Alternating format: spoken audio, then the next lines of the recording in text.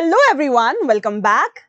As you can see that we are studying human reproduction और human reproduction में हमने बहुत सारी चीजें सीख ली है ना. Human reproduction में हमने male reproductive system, male gamete formation, female reproductive system, female gamete formation, menstrual cycle सब कुछ बहुत डिटेल में पढ़ा. उसके बाद फिर हमने fertilization events पढ़ी. Fertilization events में हमने देखा कि भैया क्या क्या चीजें डिटेल में हो रही हैं, है ना. स्पर्म के अंदर क्या क्या चेंजेस हैं, हमारे एग के अंदर क्या क्या चेंजेस होते हैं फर्टिलाइजेशन के दौरान और उससे पहले भी थोड़ा सा. ये सारी चीजें हमने अब तक कवर कर ली हैं. हमने फर्टिलाइजेशन पढ़ने के बाद इम्प्लांटेशन भी पढ़ा. इम्प्लांटेशन के बाद क्या क्या चीजें हो रही हैं हमने सब कुछ अब तक कवर कर लिया है. The only thing that we are left with is placenta, parturition and lactation. तो आज की क्लास में हम इन्हीं टॉपिक्स को पढ़कर इस चैप्टर को कंक्लूड करेंगे. ठीक, सबसे पहले अगर मैं बात करूं प्लेसेंटा की, प्लेसेंटा आज का हमारा टॉपिक ऑफ डिस्कशन है. तो प्लेसेंटा होता क्या है, इसको समझने के लिए हमें थोड़ा सा पहले जो भी चीजें हमने सीखी थी उसको रिकॉल करने की जरूरत है. ठीक, तो देखिए, आपको पता था कि जो हमारा मॉड्यूला है वो फैलोपियन ट्यूब में था और फैलोपियन ट्यूब से गिरा था, है ना. On the 4th to 6th day after fertilization morula Fallopian tube से यूटेराइन कैविटी में गिरता है और तब जाके ये कन्वर्ट होता है किसमें, ब्लास्ट्यूला में, जिसको क्या बोलते हो, ब्लास्टोसिस्ट. और ये ब्लास्टोसिस्ट ही on the 7th day after fertilization endometrium से जाके चिपक जाता है और इसी अटैचमेंट को क्या नाम देते हो, इम्प्लांटेशन. और जैसे ही ये अटैच हो गया अब ये पूरी तरीके से एंडोमेट्रियम के अंदर अपने आप को धंसा लेता है, इंटायरली एम्बेड हो जाता है. ठीक, तो आपको पता है ना ब्लास्टोसिस्ट में आपने पढ़ा था क्या होता है ब्लास्टोसिस्ट में बच्चा. तो हमारे पास एक आउटर लेयर होती है क्या, जिसको आप क्या बोलते हो, ट्रोफोब्लास्ट बोलते हो. तो दिस इज ट्रोफोब्लास्ट. एक अंदर की लेयर भी होती है जहां सेल्स का कुछ मास है.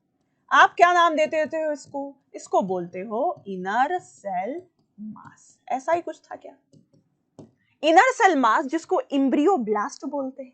इम्ब्रियोब्लास्ट क्यों बोलते हैं, ब्लास्ट का मतलब फॉर्मिंग, इम्ब्रियो मतलब पता ही है आपको. तो ये पक्का ये जो इनर सेल मास है ये क्या करने वाला है, इम्ब्रियो बनाने वाला है, इसलिए इसको क्या बोलते हो, इम्ब्रियोब्लास्ट. पर ये जो बाहर की लेयर है जिसको आपने क्या बोला है, ट्रोफोब्लास्ट. आज मैं डिटेल में ट्रोफोब्लास्ट नहीं पढ़ाऊंगी आपको क्योंकि ट्रोफोब्लास्ट का डिटेल डिस्कशन हमने प्रीवियस वीडियो में किया हुआ है. ठीक, आज हम बस केवल काम की चीज रिकॉल करेंगे क्योंकि जो हमें केवल प्लेसेंटा समझने में मदद करेगा. ये जो ट्रोफोब्लास्ट था, ये ट्रोफोब्लास्ट डिवाइड होकर दो लेयर्स में डिफरेंशिएट करता है बच्चे. एक अंदर की लेयर कहलाती है साइटोट्रोफोब्लास्ट और बाहर की लेयर कहलाती है सिंसिशियोट्रोफोब्लास्ट. तो ये क्या है, सिंसिशियोट्रोफोब्लास्ट. और अंदर की लेयर क्या कहलाती है, अब कहलाने लगती है साइटोट्रोफोब्लास्ट. जो सिंसिशियो था ना बच्चा, ये मल्टी न्यूक्लिएटेड ट्रोफोब्लास्ट की लेयर्स थी और यही क्या बना देती है, विलाई लाइक स्ट्रक्चर, फोल्डिंग बना देती है. और ये जो विलाई लाइक स्ट्रक्चर बनेगा इसको आप बाद में नाम देने लगते हैं कोरियोनिक विलाई. क्या बोलने लगते हैं, कोरियोनिक विलाई. क्योंकि बाद में this layer would be called as chorion और कोरियन में ये विलाई लाइक स्ट्रक्चर क्या कहलाएगा, कोरियोनिक विलाई. क्योंकि जो फीटस होता है हमारा, वो फीटस बैठा है, उसके चारों तरफ है पहली प्रोटेक्टिव कवरिंग एमनियन कहलाती है, मैंने सिखाया था पिछले वीडियो में आपको. और उसके ऊपर जो कवरिंग होती है वो कहलाती है कोरियन और कोरियन पे क्या बनता है, विलाई लाइक स्ट्रक्चर, क्या कहलाती है, कोरियोनिक विलाई.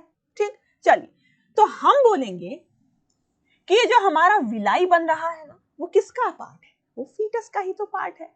कहां धंसा हुआ है, एंडोमेट्रियम में. मतलब पक्का ये कोरियोनिक विलाई और जो एंडोमेट्रियम है ऑफ मदर दोनों हाथ मिला रहे हैं, मतलब दोनों एक दूसरे से क्या हो रहे हैं, अटैच हो रहे हैं. और इन दोनों के अटैचमेंट से जो स्ट्रक्चर बनता है उसी को हम नाम देते हैं प्लेसेंटा का. ठीक, तो जो प्लेसेंटा है बच्चा, एनसीईआरटी ने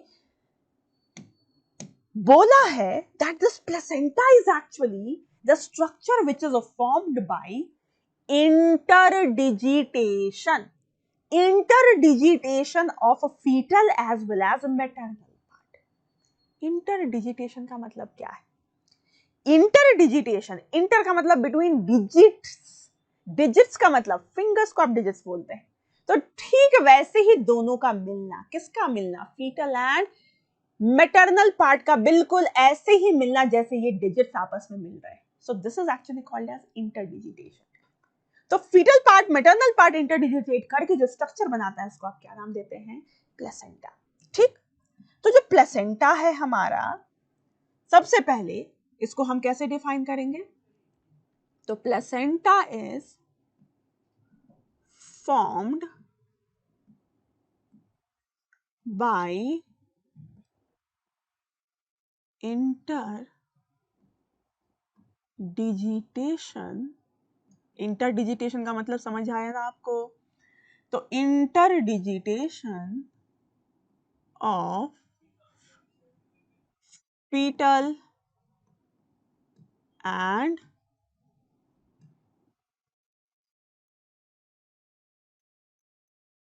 मैटरनल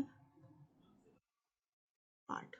तो देख बच्चा, यहां जो स्ट्रक्चर आपको दिख रहा है, ये स्ट्रक्चर मैंने प्लेसेंटा का बनाया है. अब इसको कैसे हम जस्टिफाई करें, कैसे इसको प्लेसेंटा बोला? देख, तो ये जो पिंक कलर स्ट्रक्चर आपको दिख रहा है, this is nothing but villi. और कौन सा विलाई बोलते हैं इसको? This is the chorionic villi.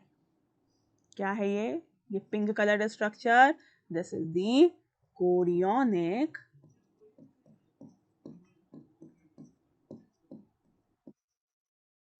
Villi, है ना? अब ये जो इधर ग्रीन कलर से जो भी पोर्शन स्टार्ट हुआ है ना बच्चा, this green colour structure is nothing but endometrium. ये ग्रीन कलर स्ट्रक्चर क्या है? Endo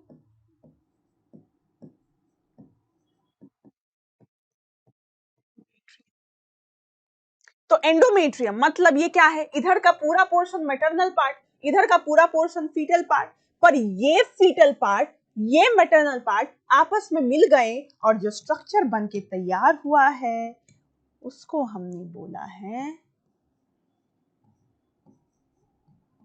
placenta. ठीक. तो इस प्लेसेंटा को बनाने की जरूरत क्यों पड़ी है? तो याद रखिएगा, जो ग्रोइंग फीटस है उसको नरिशमेंट चाहिए. नरिशमेंट के अलावा भी बहुत सारे फंक्शंस हैं बच्चे इस प्लेसेंटा के, जो कि हम बारी बारी से आगे डिस्कस करेंगे. पर सबसे प्राइमरी काम जो है, ये इस फीटस को नरिशमेंट प्रोवाइड करने का काम करता है, ऑक्सीजन प्रोवाइड करने का काम करता है. क्योंकि जो फीटस है बच्चा, ये एम्ब्रियोनिक डेवलपमेंट के दौरान लंग्स के जरिए रेस्पायर नहीं कर सकता, लंग्स नॉन फंक्शनल होती है, तो इसको सांस तो नहीं ले रहा है.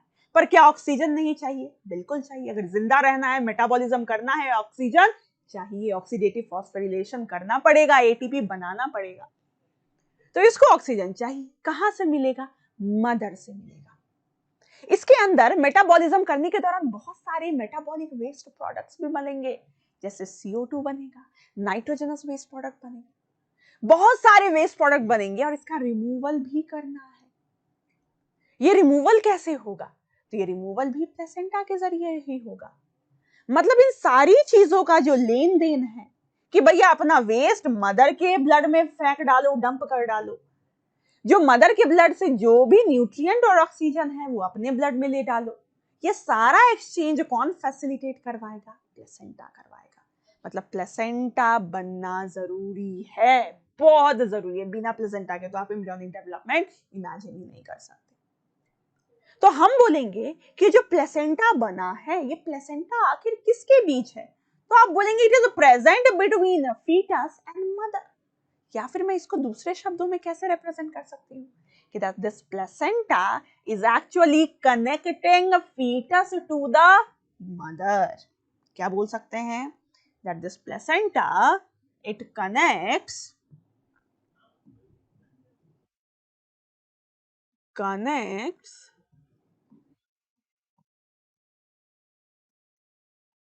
fetus to mother. ठीक. As you can see in the diagram itself, है ना, ये डायग्राम बहुत कॉम्प्लिकेटेड नहीं है, एकदम आसान सा डायग्राम है। देखना बच्चा, ये रहा फीटस, फीटस के क्या निकली है, बहुत सारी मेम्ब्रेन्स हैं, है ना। मैंने यहाँ पर पिंक कलर की मेम्ब्रेन बना रखी है, this is nothing but Korean only. और ये कोरियन ही क्या बना रहा है, विलाई, जिसको हमने अभी क्या बोला था, कोरियोनिक विलाई। दिख रहा है आपको। अब हमारा chorionic villi, this is the foetal part of placenta, this is the mother का part of placenta, and this is placenta हमारा, और फीटस यहाँ है। तो फीटस और प्लेसेंटा तो दूर दूर हो गया, क्या फीटस और प्लेसेंटा को भी कनेक्ट करने का काम कर रहा है कोई? बिल्कुल। तो फीटस को प्लेसेंटा से जोड़ने का काम करना पड़ेगा, और यही करवाने के लिए आता है अम्बिलिकल कॉर्ड, जो कि आप देखते हैं ना बच्चों की नाभि से निकल रहा होता है एक pipe like structure, that is nothing but umbilical cord. तो आप देखें बच्चा, ये फीटस है, और फीटस से ये कॉर्ड लाइक स्ट्रक्चर जो निकल रहा है, इसको मैंने क्या नाम दिया है, अम्बिलिकल कॉर्ड। अम्बिलिकल कॉर्ड का फंक्शन क्या, तो it connects the fetus to placenta. Umbilical cord क्या करेगा, फीटस को प्लेसेंटा से कनेक्ट करने का काम करेगा। क्लियर है इतनी बात? अब इस अम्बिलिकल कॉर्ड में है क्या, तो अम्बिलिकल कॉर्ड को अगर आप डाइसेक्ट करके देखें तो उसके अंदर आपको दिखेंगी दो आर्टरी और एक वेन। क्या दिखने वाली है, आर्टरी और वेन। नाम दे देंगे अम्बिलिकल आर्टरी, अम्बिलिकल वेन। अगर आप नहीं याद रखें तो भी आपका काम चल जाएगा, है ना, क्योंकि एनसीईआरटी में इसका कोई जिक्र नहीं है। अम्बिलिकल कॉर्ड जरूर मेंशन किया है एनसीईआरटी में, है ना। तो हम बोलेंगे जो अम्बिलिकल कॉर्ड है जो कि फीटस को प्लेसेंटा से कनेक्ट कर रही है, इसके अंदर क्या रन करती हैं, इसके अंदर है blood vessels, artery and when. क्या काम है इस ब्लड वेसल का, तो इसी ब्लड वेसल के अंदर ब्लड होगा ना बच्चा, फीटस को ऑक्सीजनेटेड ब्लड लेके जाके दे रहा होगा, और फीटस से डीऑक्सीजनेटेड ब्लड लाके मदर के पास इस प्लेसेंटा के लेवल पे क्या कर रहा होगा, एक्सचेंज करवा रहा होगा चीजों का। कैसे, देखिए जरा, आइए। तो हम बोलेंगे कि फीटस से डीऑक्सीजनेटेड ब्लड आया, डीऑक्सीजनेटेड ब्लड आया, बहुत अच्छा, जिसके अंदर क्या है, ऑक्सीजन की कमी, जिसके अंदर CO2 ज्यादा। इस CO2 को डंप करना है, और क्या करना है, मदर के ब्लड से ऑक्सीजन को लेना है। कैसे करेंगे, ये जो विलाई है बच्चा, इस विलाई के अंदर मैंने क्या बना रखा है, देख, कैपिलरीज बना रखी। विलाई है और विलाई के अंदर क्या बैठा हुआ है, ब्लड कैपिलरीज। कैसे बना, तो ये जो ब्लड वेसल आया है, जो आर्टरी वेन आई है, ये ब्रांच ऑफ क्या बनाएंगे, कैपिलरीज। तो इस कैपिलरी से क्या होगा बच्चा, तो हम बोलेंगे इस कैपिलरी से CO2 बाहर क्या होगा, डिफ्यूज आउट, और ऑक्सीजन क्या होगा, डिफ्यूज इन। मतलब गैसियस एक्सचेंज कैसे चल रहा है, सिंपल डिफ्यूजन से। किसके बीच चल रहा है, तो हम बोलेंगे fetal blood and maternal blood. देख, ये जो बाहर आपको ये जो red red red red dot dot मैंने बनाया है, this is nothing but maternal blood. जब ये कोरियोनिक विलाई एंडोमेट्रियम को पेनिट्रेट करता है ना, इंबेड करता है ना, तो रास्ते में आने वाले जो भी एंडोमेट्रियम की जो एपिथेलियम है, कनेक्टिव टिश्यू है, जो भी ब्लड कैपिलरीज है, उनको रप्चर करते जाता है। इसकी वजह से जो ब्लड कैपिलरीज रप्चर होती हैं, वो अपना ब्लड बाहर बिखरा देती। तो ब्लड जब बाहर पूरा का पूरा फैल जाता है, तो ऐसा लगता है जैसे मानो ये जो कोरियोनिक विलाई है वो मदर के ब्लड में नहा रही हो। पर ये ब्लड कोरियोनिक विलाई के अंदर एंटर नहीं करता, ये कोरियोनिक विलाई है और इसके बाहर मैटरनल ब्लड फैला हुआ है। सो this is the pool of maternal blood, जिसमें न्यूट्रिएंट होगा, जिसमें ऑक्सीजन डिसॉल्व होगा, और इसी ब्लड से डिफ्यूजन के जरिए ऑक्सीजन गया है फीटस के ब्लड में। फीटस के ब्लड से CO2 डिफ्यूज करके गया है मदर के ब्लड में। यहाँ पे फीटस का ब्लड और मदर का ब्लड मिक्स नहीं हो रहा है। बैरियर कौन है, ये विलाई है। ये विलाई दीवार की तरह बीच में खड़ा है, जो कि फीटल ब्लड और मैटरनल ब्लड को क्या करता है, सेपरेट करता है। इसलिए याद है जब हमने HDN पढ़ा था, haemolytic disease of newly born, erythroblastosis fetalis जिसको बोलते हैं, वहां मैंने बोला था कि प्रेगनेंसी के दौरान कोई परेशानी नहीं होती। अगर एंटीबॉडी RH के अगेंस्ट बन भी गया है फीटर हमारे मदर के अंदर, तो प्रेगनेंसी के दौरान कोई परेशानी नहीं हो रही है, क्योंकि क्या बोल रही हूं मैं, एंटीबॉडी नहीं, मैं बोल रही हूं कि अगर हमारा जो फीटस है और मदर है, मदर RH नेगेटिव है, फीटस RH पॉजिटिव होता है, तो हमें प्रेगनेंसी के दौरान कोई परेशानी नहीं होती, क्योंकि ब्लड की मिक्सिंग नहीं होती। तो RH एंटीजन फीटस से मदर के अंदर एंटर नहीं कर सकता, क्योंकि ब्लड की क्या होती है, मिक्सिंग नहीं होती। इसलिए ये बात आप गांठ बांध लीजिए कि ये जो अम्बिलिकल कॉर्ड में जो आर्टरी और वेन चल रही है, इसके अंदर जो ब्लड है वो 100% फीटस का है। किसका ब्लड है? 100% फीटस का। मैंने लिख भी रखा है that this umbilical cord contains 100% fetal blood, क्योंकि मिक्सिंग ब्लड की नहीं होती। जो भी चीजों का लेन देन होना है ये केवल डिफ्यूजन के जरिए होगा। There is no mixing of, लिख देती हूं मैं इस बात को, there is no mixing of fetal and maternal blood। Clear है क्या इतनी बात? चलिए, तो हम बोलेंगे कि जो हमारा प्लेसेंटा है, ये प्लेसेंटा का काम तो एक तो हमें समझ में आया that it is helping in exchange of nutrients and oxygen. अगर मैं डायरेक्शन आपसे पूछूं कि भैया ये न्यूट्रिएंट मैटरनल ब्लड से फीटल ब्लड में जा रहा है या वाइस वर्सा, तो आप बोलेंगे नहीं मैडम, ये तो पक्का मैटरनल ब्लड से फीटल ब्लड में जाना चाहिए। बिल्कुल, तो हम बोलेंगे exchange of nutrients and oxygen is occurring from maternal to fetal blood. But if there has to be exchange of waste, for example carbon dioxide, तो हम बोलेंगे इसकी डायरेक्शन क्या होगी? तो इसकी डायरेक्शन होगी from fetal blood to maternal blood. तो ये दो काम तो हमें बरोबर समझ में आ गया कि प्लेसेंटा ये कर रहा होगा। ठीक, अब क्या है अगला फंक्शन प्लेसेंटा का?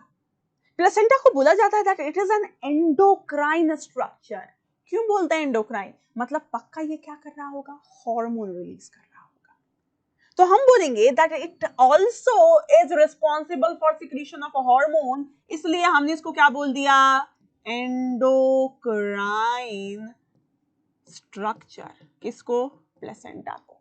बहुत सारे हार्मोन्स बारी बारी से सबके फंक्शंस में आपको बताती हूँ, बहुत डिटेल में नहीं पढ़ना पर थोड़ा सा पता होना चाहिए।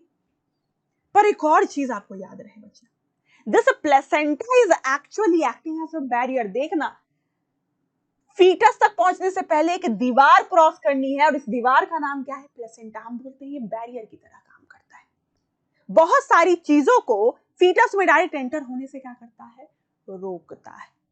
पर कभी कभार कुछ चीजें फीटस में एंटर कर जाती हैं, जैसे कुछ micro organisms, for example virus, cytomegalovirus, herpes simplex virus, कुछ वायरस एंटर कर जाते हैं। HIV वायरस है ना, एंटर कर जाता है। कुछ केमिकल्स भी हैं जो कि एंटर कर जाते हैं और फीटस को क्या करते हैं? नुकसान पहुंचाते हैं, उसके डेवलपमेंट के साथ छेड़छाड़ करते हैं। तो डेवलपमेंटल एनोमली, डेवलपमेंटल डिसऑर्डर्स होते हैं बच्चों को, है ना। इसके बारे में भी आगे हम डिस्कस करेंगे जब जेस्टेशन पढ़ा रही हूंगी मैं आपको। तो हम बोलेंगे this placenta is acting as what? Barrier. ठीक, याद रखिएगा कि मैटरनल ब्लड से फीटल ब्लड में एंटीबॉडी का भी एक्सचेंज होता है। किसका एक्सचेंज हो रहा है? एंटीबॉडी का। और ये वापस से जिक्र आएगा जब मैं आपको ह्यूमन हेल्थ एंड डिजीज पढ़ा रही होंगी, वहां हम टाइप्स ऑफ एंटीबॉडीज पढ़ते हैं। एंटीबॉडी जिसको आप इम्यूनोग्लोबुलिन बोलते हैं, इम्यूनोग्लोबुलिन जिसका शॉर्टकट है IG। IG का मतलब इम्यूनोग्लोबुलिन मतलब एंटीबॉडी। इसके बहुत सारे टाइप्स हैं, याद रखिएगा। एक टाइप है IgG। क्या बोलते हैं? IgG। और ये IgG एंटीबॉडी इस प्लेसेंटा, इस ब्लड से क्या होगा हमारा? इस फीटल मैटरनल ब्लड से फीटल ब्लड में चला जाता है। तो हम बोलेंगे IgG कैन क्रॉस प्लेसेंटा। किसका IgG है? मदर का IgG है, क्योंकि बच्चों में अभी एंटीबॉडी बनाने की क्षमता नहीं आई फीटस में, है ना बच्चा। तो ये हम बोलते हैं इसलिए इस टाइप की इम्यूनिटी जो कि मदर को मिल रही, जो कि फीटस को मिल रही है मदर से, ऐसी इम्यूनिटी जो कि फीटस को मिल रही है मदर से, ये इम्यूनिटी कहलाती है। ये इम्यूनिटी कहलाती है, इसका जिक्र वापस से आएगा बस मैं यहाँ नाम लेके छोड़ दे रही हूँ ताकि जब मैं वहां रेफर करूं तो तुरंत आपके दिमाग में बत्ती चमके। तो हम बोलेंगे this type of immunity is called as natural passive immunity. ठीक है क्या? टर्मिनोलॉजी लिख के रख लेंगे बस। इसको नेचुरल क्यों बोला, पैसिव क्यों बोला, ये सब हम ह्यूमन हेल्थ एंड डिजीज में डिस्कस करेंगे। क्लियर? चलिए अब आते हैं हम प्लेसेंटा के केवल हार्मोनल एक्टिविटी पर कि भैया प्लेसेंटा से भिन्न भिन्न प्रकार के हार्मोन्स रिलीज हो रहे हैं। नाम अगर लेना चाहें तो सबसे पहला हार्मोन है HCG, full form human chorionic gonadotropin. HCG अगर याद हो, मेंस्ट्रुअल साइकिल याद हो, तो हमने आपको सिखाया कि जब हमारा कॉर्पस लूटियम डिजेनरेट होता है तो कॉर्पस लूटियम के द्वारा सिक्रीटेड जो हार्मोन है वो भी क्या हो जाएंगे, डिक्लाइन करेंगे। And the major hormone that corpus luteum secretes is progesterone. तो corpus luteum मरता है तो प्रोजेस्टेरॉन का लेवल कम होता है और कम होने की वजह से प्रोजेस्टेरॉन के द्वारा जो काम होगा अब वो परफॉर्म नहीं होगा। और क्या काम करता है प्रोजेस्टेरॉन? तो एक बहुत इंपॉर्टेंट काम था, वो एंडोमेट्रियम के थिकनेस को मेंटेन करके रखना था। प्रोजेस्टेरॉन नहीं रहेगा, थिकनेस मेंटेन नहीं रहेगी और वो मेंस्ट्रुअल ब्लड के फॉर्म में शेड ऑफ होता है। मतलब मेंसेस क्यों आती है? प्रोजेस्टेरॉन के डिक्लाइन होने से। प्रोजेस्टेरॉन क्यों डिक्लाइन होता है? क्योंकि कॉर्पस लूटियम मर जाता है। अब देखिए, अगर फर्टिलाइजेशन हो गई है तो हमें इम्प्लांटेशन भी करवाना है। इसके लिए एंडोमेट्रियम को शेड ऑफ होने से क्या करना पड़ेगा? रोकना पड़ेगा। तो हमें हर हाल में कॉर्पस लूटियम को मरने देना नहीं, और इसी को रेस्क्यू करने के लिए, इसी को मरने से बचाने के लिए जो हार्मोन था उसका नाम था HCG। शुरुआती दौर में ट्रोफोब्लास्ट बना रहा था, बाद में प्लेसेंटा भी बनाएगा, है कि नहीं? तो प्लेसेंटा HCG बनाता है, क्या करता है? ये कॉर्पस लूटियम को मेंटेन करता है, क्योंकि later in the pregnancy you will study that एक हार्मोन है, नाम है रिलैक्सिन, वो ओवरी से बनता है, ओवरी से भी बनता है। ये बोलो, ओवरी में कौन बना रहा है? Corpus luteum. ठीक है क्या? तो हम बोलेंगे HCG क्या करता है? कॉर्पस लूटियम को मेंटेन करके रखता है। दूसरा हार्मोन HPL, मैं फंक्शन नहीं लिख रही हूं, आप चाहे तो बगल में लिख सकते हैं। HPL human placental lactogen. Lactogen word जहां भी आता है मिल्क याद आता है। तो ये जो ह्यूमन प्लेसेंटल लैक्टोजेन है ना बच्चा, ये मिल्क प्रोडक्शन को क्या करता है? फैसिलिटेट करता है, प्रमोट करता है ना? एक और हार्मोन है, नाम है CRH, पूरा नाम कॉर्टिकोट्रोपिन रिलीजिंग हार्मोन। ये हार्मोन पहले भी आया है जब मैंने आपको हाइपोथैलेमस पिट्यूटरी पढ़ाया था।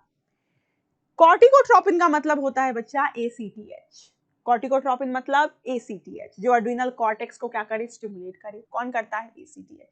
तो जो ACTH के रिलीज को प्रमोट कराए उसको हम क्या बोलेंगे?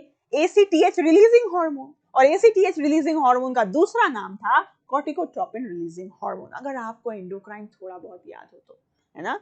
चीजों को हमेशा हम रिलेट करके पढ़ते हैं, क्योंकि कोई भी चीज एकदम मोनोटोनस नहीं चलनी चाहिए, है ना? हर जगह चीजों का क्या है? रेफरल है बच्चा। कोई चीज एक जगह सीखते हैं उसको हम दूसरी जगह अप्लाई भी करते हैं। तो यहां मैं आपको वो समझा रही हूं। मैं चूंकि आपको एंडोक्राइन सिस्टम नहीं पढ़ा रही हूं यहाँ पर, तो हम डिटेल में सारी बातें नहीं कर सकते, पर मैं आपको बारी बारी से बता रही हूँ ये CRH मैंने आपको कहाँ पढ़ाया था, है कि नहीं?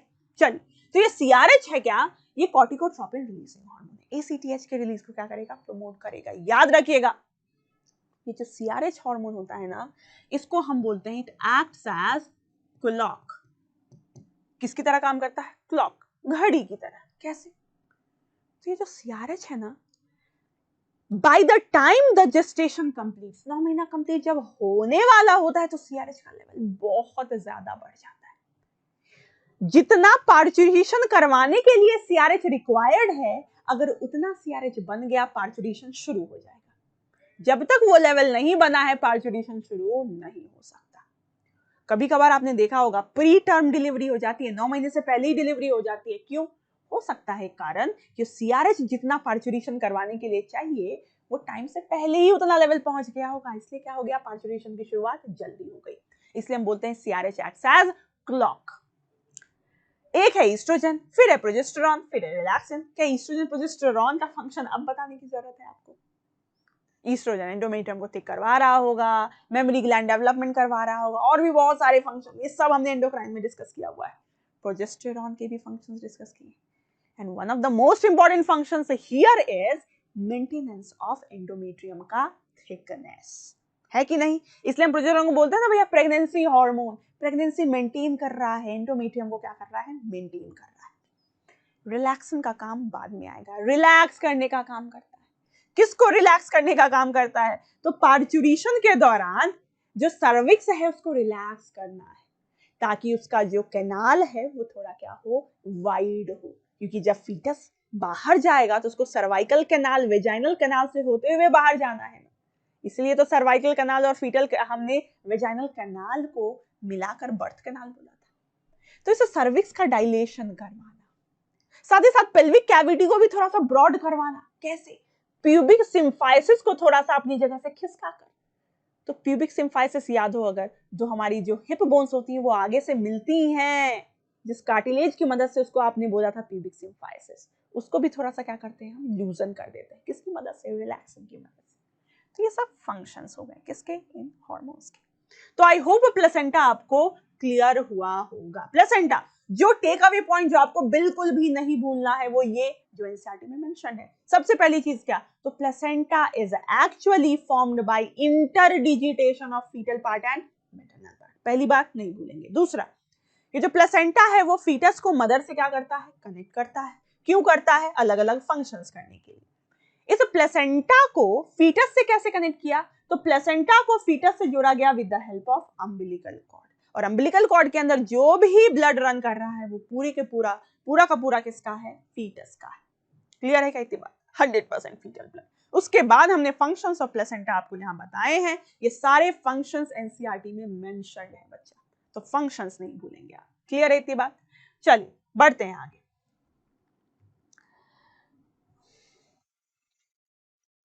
सबसे पहले बात करें कि the type of placenta present in humans. कभी कभार क्वेश्चन अगर आ जाए, है ना, वैसे तो प्लेसेंटा के बहुत सारे टाइप्स हैं ऑन द बेसिस ऑफ अलग अलग क्राइटेरिया, पर ह्यूमन में कैसा होता है बस मैं इतना बताना चाहती हूँ आपको। ठीक, थ्रू आउट एनिमल किंगडम में कहां कैसा प्लेसेंटा ये नहीं बताना चाहती, ह्यूमन में क्या है वो आपको पता होना चाहिए। तो कैसे याद रखेंगे? ह्यूमन में प्लेसेंटा होता है एमडीएच, एमडीएच मसाले, एमडीएच टाइप का प्लेसेंटा होता है। एमडीएच का मतलब क्या है? तो M stands for the word, M stands for meta discoidal placenta. The type of placenta present in humans are, सबसे पहला मेटा डिस्कॉइडल। इसी प्लेसेंटा को हम बोलते हैं डेसिडुअल। इसी प्लेसेंटा को हम बोलते हैं बच्चा हीमोकोरियल। मतलब जो प्लेसेंटा है उसको हमने अलग अलग नाम से पुकारा है। क्यों? कुछ तो क्राइटेरिया रहा होगा कि उसको हमने मेटा डिस्कॉइडल बोला। क्यों बोला? याद रखिएगा, ये जो फीटस है, फीटस के चारों तरफ कोरियन है, और कोरियन में क्या होती है? कोरियन एक विलाई। हमने ये डायग्राम बनाया था, देखा था। ये देख बच्चा, अंदर फीटस लग रहा है, इसके चारों तरफ कोरियन होगा, अंदर एमनियन भी होगा। नहीं दिखाया, कोई बात नहीं। ये जो कोरियन है, कोरियन ने क्या बनाया? कोरियन एक विलाई दिख रहा है आपको ब्लू कलर से बना हुआ। ये विलाई क्या चारों तरफ डिस्ट्रीब्यूटेड है? नहीं, याद रखिए। ह्यूमन में क्या होता है? ये जो विलाई है ना, शुरुआत में चारों तरफ डिस्ट्रीब्यूटेड होता है, ठीक, पर कुछ देर बाद, कुछ टाइम बाद ये विलाई केवल एक ही एंड पे क्या हो जाते हैं? कॉन्सेंट्रेट। जैसा कि आपको दिख रहा है, इस एंड पे क्या हो गई है? विलाई कॉन्सेंट्रेट हो गई। तो हम बोलेंगे ऐसा प्लेसेंटा जिसमें villi is actually concentrated towards one and, ऐसा प्लेसेंटा कहलाता है मेटाडिस्कॉइडल प्लेसेंटा। तो मेटाडिस्कॉइडल प्लेसेंटा का मतलब क्या है? दैट विलाई, कौन सा villi? Chorionic villi is concentrated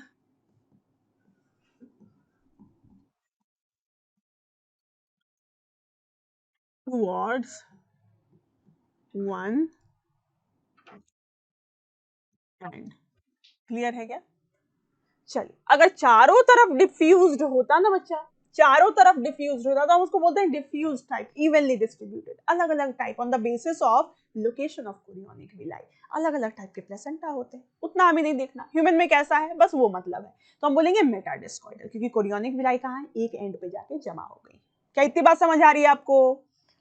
दूसरा, डेसिडुअल क्यों बोला भैया? डेसिडुआ याद है क्या? एंडोमेट्रियम को डेसिडुआ बोल रहे थे अपने इम्प्लांटेशन के बाद से। डेसिडुआ का मतलब, ये डेसिडुअस वर्ड से आया था। डेसिडुअस का मतलब टू फॉल ऑफ, झड़ जाना, शेड हो जाना। तो याद रखिएगा, ये अभी प्लेसेंटा हमने देखा ना, जो हमारा मैटरनल पार्ट ऑफ प्लेसेंटा है ना, मैटरनल और फीटल पार्ट दोनों से प्लेसेंटा बनता था। तो ये जो प्लेसेंटा बना है जिसमें मैटरनल पार्ट ऑफ प्लेसेंटा है, याद रखिएगा जब बर्थ होती है तो ये फीटस के साथ प्लेसेंटा भी बाहर निकलता है। सारे ऑर्गेनिज्म में ये प्लेसेंटा बाहर नहीं निकलता, किसी में प्लेसेंटा को हमारा जो फीटल पार्ट है और मैटरनल पार्ट है दोनों को रिटेन कर लिया जाता है, किसी किसी में मैटरनल पार्ट को रिटेन कर लिया जाता है, केवल फीटल पार्ट को बाहर भेजा जाता है, और किसी किसी में दोनों ही पार्ट को बाहर भेज दिया जाता है। मतलब मैटरनल पार्ट भी क्या हो जाएगा, शेड ऑफ हो जाएगा। वो मैटरनल पार्ट क्या था, एंडोमेट्रियम, जिसको क्या बोल रहे थे, डेसिडुआ, मतलब डेसिडुआ फॉल ऑफ होगा, मतलब maternal part of placenta would shed off during the time of birth, during the time of delivery, और इसलिए आपने प्लेसेंटा को क्या बोला है, डेसिडुअल प्लेसेंटा। तो हम बोलेंगे डेसिडुअल बोलो या डेसिडुअस बोलो, डेसिडुअस लिख देती हूँ, डेसिडुअस। तो हम बोलेंगे deciduous because maternal part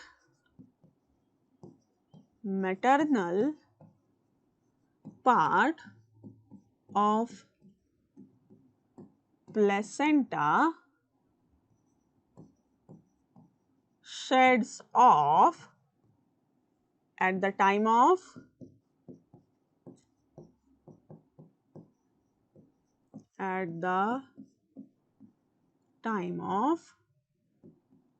parturition। And lastly इसको हीमोकोरियल क्यों बोला? तो याद है क्या, मैंने आपको बोला था कि जब फीटस एम्बेड कर रहा होता है एंडोमेट्रियम में, तो एंडोमेट्रियम में जब ये एम्बेड कर रहा होता है तो रास्ते में आने वाले मैटरनल टिश्यू जो भी इसको दिखाई देते हैं उसको क्या करने लगता है, डैमेज। मतलब मैटरनल टिश्यू का क्या होता है, रप्चरिंग। जितने भी एपिथेलियल सेल्स हैं, कनेक्टिव टिश्यू हैं, ब्लड कैपिलरी, याद है ब्लड कैपिलरी रप्चर हो रही थी इसलिए तो ब्लड बाहर रिलीज हो गया था, chorionic villi was actually bathing in maternal blood, बोला था ना, नहा रहा होता था। तो हम बोलेंगे it is haemochorial because maternal part is eroded, eroded मतलब इरोजन हो गया, मतलब क्या हो गई, वो डैमेज हुई है, eroded during invasion। इन्वेजन किसका, तो ये जो फीटस जब इन्वेड कर रहा है एंडोमेट्रियम में, धस रहा है, तो मैटरनल पार्ट को क्या कर रहा है, डैमेज कर रहा है, रप्चर कर रहा है, इसलिए क्या बोला इसको, हीमोकोरियल। क्लियर है क्या इतनी बात? तो ये प्लेसेंटा के क्या हो गए हैं, टाइप्स, किसमें, इन ह्यूमन। क्लियर है क्या? तो मेटाडिस्कॉइडल, डेसिडुअस एंड हीमोकोरियल। कैसे याद रखोगे, MDH। क्लियर? चलिए बढ़ते हैं आगे बच्चा। मैंने on the right hand side कुछ पैराग्राफ यहां पर आपको दिखा रखा है, एनसीईआरटी से सीधा उठाया, और यहां से क्वेश्चन आ चुका है और बहुत इंपॉर्टेंट पैराग्राफ आपके लिए। देखिए सबसे पहली चीज क्या, एनसीईआरटी ने लिखा that HCG, HPL and relaxin are produced only during pregnancy। स्टामा कर लीजिएगा, HCG HPL कौन बना रहा है, प्लेसेंटा बना रहा है। रिलैक्सिन कब बन रहा है, ओवरी के द्वारा भी बन रहा है, प्लेसेंटा के द्वारा भी बन रहा है, पर रिलैक्सिन कब बन रहा है, लेटर इन द प्रेगनेंसी। मतलब नॉर्मल नॉन प्रेग्नेंट फीमेल में इसका कोई रोल नहीं है, तो हम बोलेंगे क्या, ये सारी चीजें किसमें मौजूद है, केवल प्रेगनेंसी के दौरान। याद रखेंगे।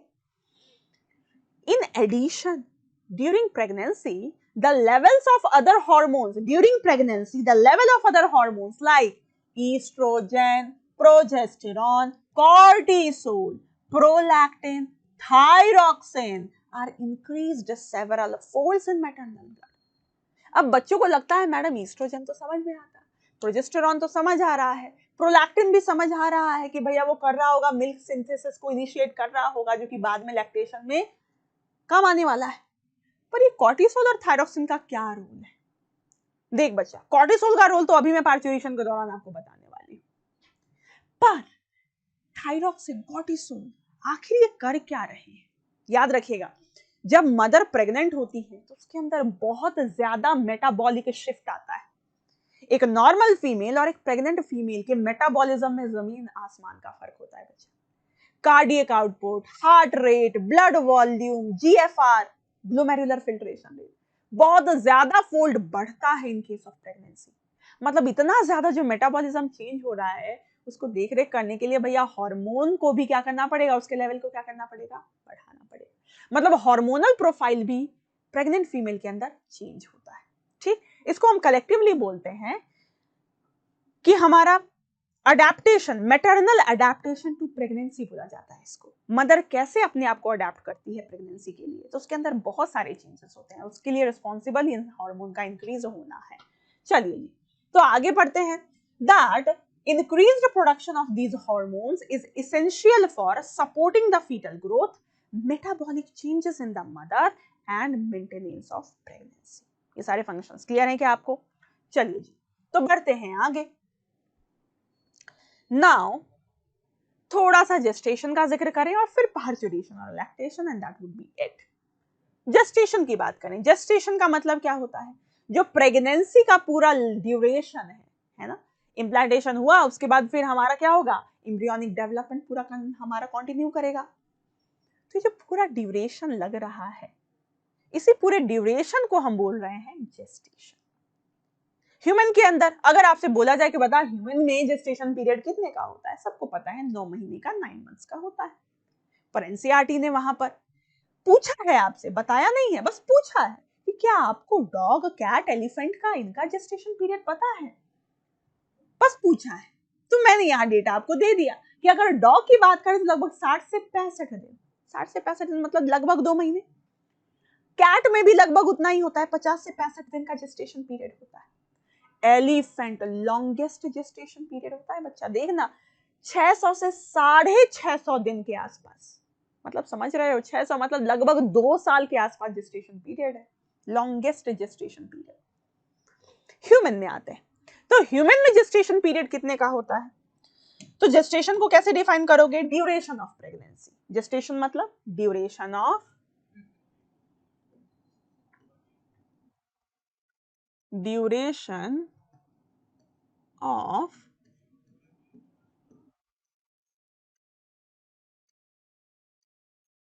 प्रेगनेंसी।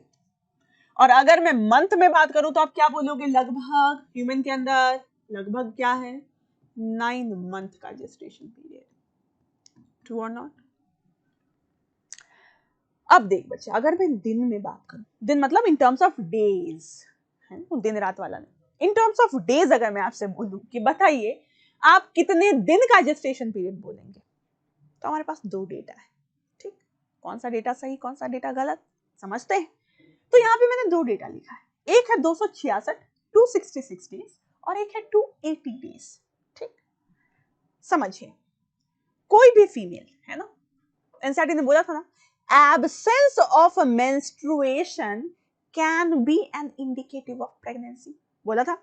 चलिए समझते हैं, मान लेते हैं कि कोई भी फीमेल है, उसका लास्ट मेंसेस आया और इस मंथ की साइकिल में उसको मेंसेस नहीं आया, ठीक, तो पीरियड नहीं आया, तो कुछ मेडिकल कंडीशन हो सकता है ना, तो वो घबराई, वो डॉक्टर के पास गई, तो डॉक्टर ने बोला कि इस महीने पीरियड नहीं आया, पिछले महीने पीरियड आया। अब उस डॉक्टर को ये अंदेशा लग सकता है कि हो सकता है देयर वुड बी प्रेगनेंसी। उस प्रेगनेंसी को कंफर्म करने के लिए वो क्या करेगा? वो करेगा HCG टेस्ट, SCG डिटेक्ट करने की कोशिश करेगा, और अगर SCG डिटेक्ट हो गया मतलब प्रेगनेंसी प्रेजेंट। ठीक, तो देख मेंस्ट्रुअल साइकिल, वापस से जो हमने सीखा वापस से रिकॉल करते हैं। ये एक मेंस्ट्रुअल साइकिल कितने दिन की? तो 1 से लेके 28 दिन की मेंस्ट्रुअल साइकिल, और यहीं पे आपको पता है शुरुआती दिन में क्या होता है? मेंसेस। ठीक, तो पिछली साइकिल उसकी आई, अब अगली साइकिल जो शुरू थी होने वाली थी उसमें उसको मेंसेस, यहां जो फर्स्ट से 28 डे की अगली जो साइकिल होगी उसमें इसको मेंसेस नहीं आए, तो डॉक्टर अगर उसका प्रेगनेंसी का ड्यूरेशन कैलकुलेट करे तो उसके पास दो ऑप्शन है बच्चा। एक तो वो कर सकता है कैलकुलेट यहां से, ड्यूरेशन को कहां से कैलकुलेट कर सकता है, जब उसका लास्ट मेंसेस आया है, तो लास्ट मेंसेस आया, ड्यूरेशन को कैलकुलेट किया, तो लास्ट मेंसेस से लेके डिलीवरी तक का जो ड्यूरेशन होगा, लास्ट मेंसेस से लेके डिलीवरी तक का जो ड्यूरेशन होगा उसको हम बोलते हैं 280 डेज। 280 डेज पर अगर मैं मेंसेस से आपको ना बोलूं काउंट करूं, अगर मैं बोलूं कि टाइम ऑफ फर्टिलाइजेशन से काउंट करो ना भैया, क्योंकि प्रेगनेंसी तो फर्टिलाइजेशन के बाद ही होगी ना, तो फर्टिलाइजेशन से अगर काउंट करो तो क्या मैं टोटल में से 14 डेज जो होगा उसको क्या करना पड़ेगा, माइनस करना पड़ेगा। अगर मैं यहां से काउंट करना चाहूं तो यहां मतलब क्या है, डे ऑफ ओव्यूलेशन ही तो है, जब ओव्यूलेशन होगा तभी तो फर्टिलाइजेशन होगी। आपको पता है ना ओव्यूलेशन के बाद लगभग 24 आवर्स तक ही एग वायबल होती हैं, उसके बाद तो मर जाती हैं। तो आपको पता है कि भैया जब ओव्यूलेशन हुआ होगा तभी फर्टिलाइजेशन हुआ होगा, तो हमने मान लिया कि डे ऑफ ओव्यूलेशन पे क्या हुआ है, फर्टिलाइजेशन। और अगर 28 दिन की नॉर्मल साइकिल है तो डे ऑफ ओव्यूलेशन क्या होगा, 14th डे। तो अगर मैं डे ऑफ ओव्यूलेशन से काउंट करूं, मैं लास्ट मेंसेस से ना काउंट करके डे ऑफ ओव्यूलेशन से काउंट करूं, तो क्या मेरा इतना दिन कम हो जाएगा, कितना दिन कम होगा, 14 दिन कम होगा, क्योंकि 14th डे पे क्या हो रही थी, ओव्यूलेशन, और उसमें फर्टिलाइजेशन हमने सोचा। तो देख 280 में से 14 डेज ही तो माइनस किया है, तो क्या आ रहा है, 266 डेज। तो याद रखना है आपको क्या, कि हमारे पास ये दोनों डेटा सही है, पर हमने काउंट कहां से किया है, इस पे ये वेरी कर रहा है। तो अगर मैं लास्ट मेंसेस से काउंट करूंगी तो मेरा आएगा 280 डेज जेस्टेशन पीरियड, पर अगर मैं लास्ट मेंसेस से ना लेके मैं केवल day of ovulation which is day of fertilization से अगर काउंट करूं तो दिन कितना आएगा, 266 डेज। क्लियर है क्या। पर मेडिकल सिग्निफिकेंस किसका है, कोई भी फीमेल को पता है क्या, है ना, सबको इतनी साइंस नहीं आती, सबको इतना मेंस्ट्रुअल साइकिल का पता नहीं होता है ना। तो हम बोलेंगे कि कोई भी जो नॉर्मल फीमेल है जिसका कोई साइंस बैकग्राउंड नहीं है, बायोलॉजी का बैकग्राउंड नहीं है, उसको नहीं पता है यूजुअली कि भैया डे ऑफ फर्टिलाइजेशन कैसे, डे ऑफ ओव्यूलेशन कैसे काउंट करते हैं। आपको पता है डे ऑफ ओव्यूलेशन कैसे काउंट करते हैं, पर उसको नहीं पता है। तो अब डॉक्टर अगर उससे पूछे कि बता तेरा डे ऑफ ओव्यूलेशन क्या है, तो क्या वो बता पाएगी, नहीं। पर अगर डॉक्टर उनसे ये पूछे कि लास्ट मेंसेस कब आया था, तो ये तो बता सकती है। तो हम बोलेंगे क्लिनिकल सिग्निफिकेंस हमारा ये वाला डेटा ज्यादा है, clinically this data is more significant. जब से हम क्या करते हैं, ड्यूरेशन को लास्ट मेंसेस से काउंट करते हैं, तो हम बोलेंगे that this is from day of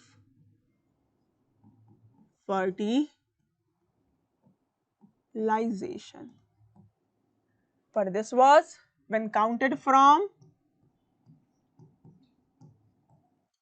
last menses. Clear है थी बात।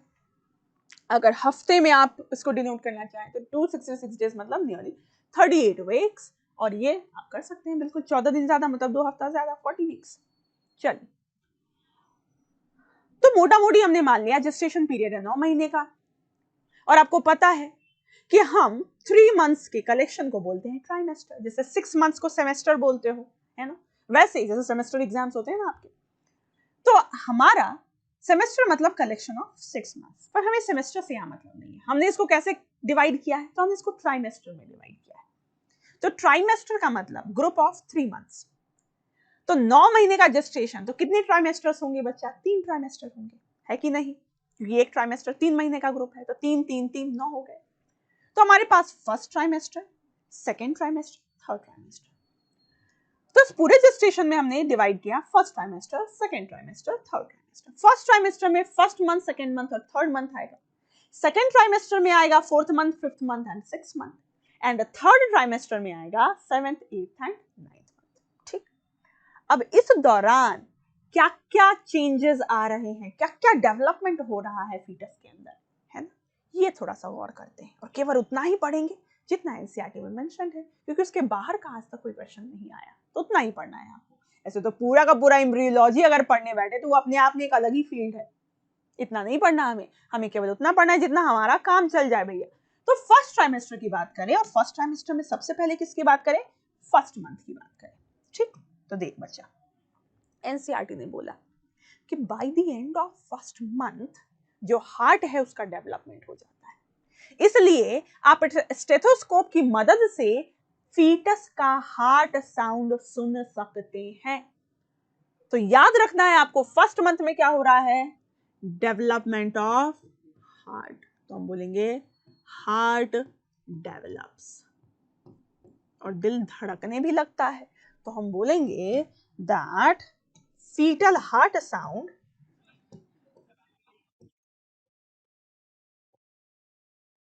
fetal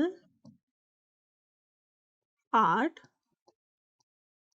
sound can be heard using stethoscope. पूरी जो रेस है नीट की वो स्टेथोस्कोप पाने की तो है भैया, है ना? तो using stethoscope bye the end of first month. इसके अलावा भी बहुत सारे डेवलपमेंटल प्रोसीजर्स हो रहे हैं इस फर्स्ट मंथ के दौरान, नहीं पढ़ना। ठीक, आइए सेकेंड मंथ में एनसीईआरटी ने क्या बोला? एनसीईआरटी ने बोला कि during the second month the development of limbs and digits. Limbs मतलब पता है ना आपको, हाथ पैर, डिजिट्स मतलब उंगलियां, तो लिम्स एंड डिजिट्स का फॉर्मेशन कब होता है? सेकेंड मंथ में। सो लिम्स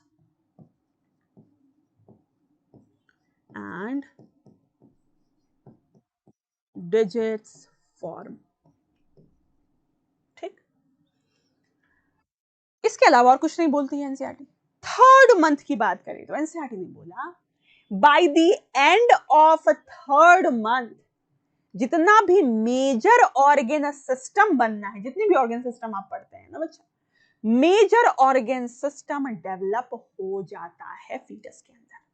ठीक, तो हम बोलेंगे in the by the end of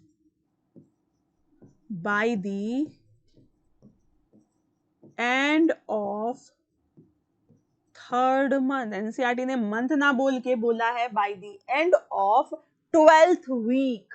12th week मतलब क्या हुआ? तो 12 को क्या कर दोगे भैया, आप वीक में कन्वर्ट कर ही सकते हो ना मंथ को। एक मंथ में लगभग रफली आप 4 वीक बोलते हो, तो हम बोलेंगे 12 वीक मतलब 3 मंथ हो गए। तो by the end of third month major organ systems form, for example gonads वगैरह, ये सब बन के तैयार है।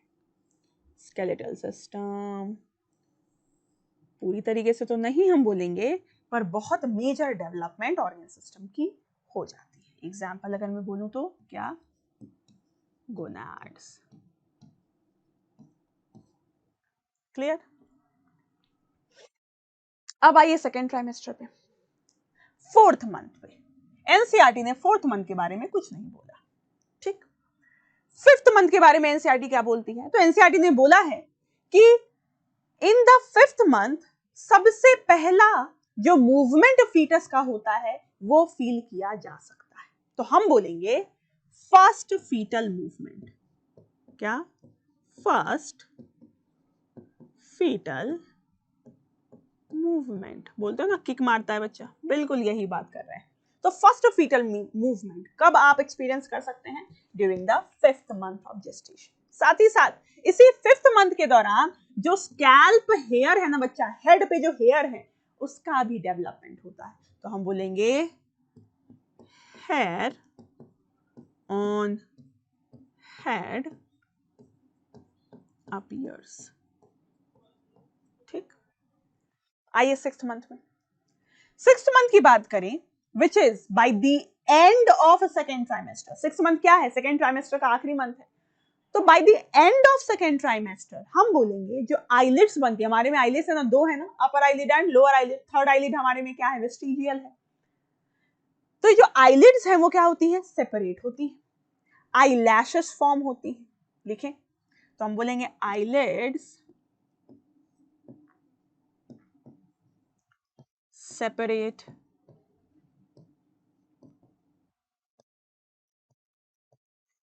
eyelashes form। साथ ही साथ ऐसा देखा गया है कि पूरा जो बॉडी होता है वो बहुत फाइन हेयर से कवर्ड होता है, और उस फाइन हेयर जिसको बाद में रिमूव भी कर दिया जाता है ना, डिलीवरी से पहले पहले वो रिमूव भी हो जाता है, शेड ऑफ हो जाता है, उसे टेम्पररी हेयर, फाइन हेयर जो कि पूरे बॉडी को कवर करके रखता है, उसको बोलते हैं लैनुगो। क्या बोलते हैं, लैनुगो। तो हम एनसीईआरटी ने लैनुगो वर्ड तो नहीं बोला, पर बोला है कि body is covered with temporary fine hairs. तो हम बोलेंगे body is covered with temporary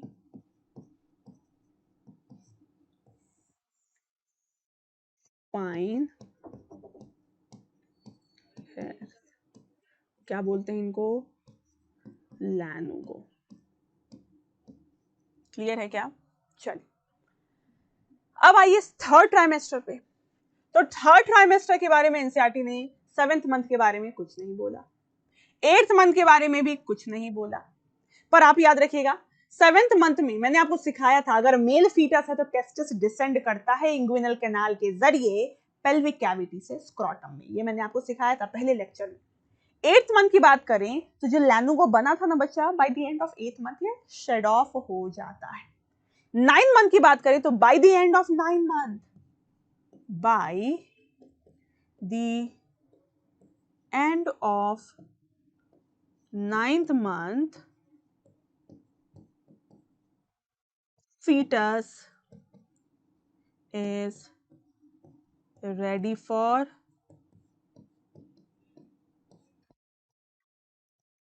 parturition, ready for delivery। तो जो भी मैंने पॉइंट्स लिखे हैं ये सब एनसीईआरटी में मेंशन है।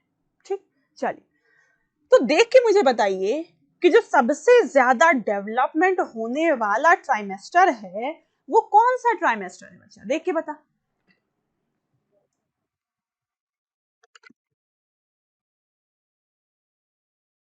बताइए जरा देख के, क्या आप फर्स्ट ट्राइमेस्टर को बोलेंगे कि सबसे ज्यादा डेवलपमेंट इसी ट्राइमेस्टर में हो रही है, बाकी में तो थोड़े थोड़े से हमारे डेवलपमेंट्स हो रहे हैं, पर इस ट्राइमेस्टर में सबसे ज्यादा डेवलपमेंट हो रहा है। मतलब खुदा ना खास्ता कुछ ऐसा एजेंट, चाहे वो बायोलॉजिकल एजेंट हो चाहे वो केमिकल एजेंट हो, अगर वो फीटस के अंदर एंटर कर जाता है फर्स्ट ट्राइमेस्टर में, जो कि डेवलपमेंट में छेड़छाड़ कर दे, डेवलपमेंट में छेड़छाड़ करे, दखल अंदाजी दे, जिसकी वजह से बच्चे का डेवलपमेंट क्या हो जाए, रुक जाए, कम हो, एबनॉर्मल हो, हम बोलेंगे बच्चा कैसा पैदा होगा, एबनॉर्मल, अलग अलग डिफॉर्मिटी के साथ पैदा होगा। अलग अलग डिफॉर्मिटी के साथ पैदा हो रहा है, हम बोलेंगे बच्चा कैसा दिख रहा है, मॉन्स्टर जैसा। और मॉन्स्टर जैसा वर्ड हम बोलते हैं, मॉन्स्टर लाइक अपीयरेंस को बोलते हैं टेराटो। टेराटो का मतलब मॉन्स्टर जैसा। बनाने वाला जो एजेंट होगा उसको बोल देंगे जेन। जेन मतलब जो जेनेसिस करवाए, फॉर्मेशन करवाए, मतलब बच्चे को जिसने बिल्कुल कैसा बनाया, मॉन्स्टर जैसा बनाया, किसने, वो बायोलॉजिकल और केमिकल एजेंट ने, जो कि बच्चे के अंदर एंटर कर गया होगा फर्स्ट ट्राइमेस्टर में, इसलिए हम उस एजेंट को बोलेंगे टेराटोजेन। मदर के ब्लड से वो बच्चे में प्लेसेंटा के जरिए एंटर कर गया होगा, क्या बोलेंगे, टेराटोजेन। क्या क्या हो सकते हैं टेराटोजेन, तो टेराटोजेन बायोलॉजिकल एजेंट और केमिकल एजेंट कुछ भी हो सकते हैं। ठीक, तो बायोलॉजिकल एजेंट्स क्या क्या, जैसे हर्पीज वायरस, एचआईवी वायरस, हमने बोला था ना, हर्पीज, साइटोमेगालो वायरस, ये सब क्या होते हैं, बच्चों में एंटर कर जाता है। साथ ही साथ कुछ केमिकल एजेंट्स भी हो सकते हैं बच्चा, जैसे एक ड्रग है जिसका नाम है थैलिडोमाइड। एक ड्रग है जिसका नाम क्या है, thalidomide.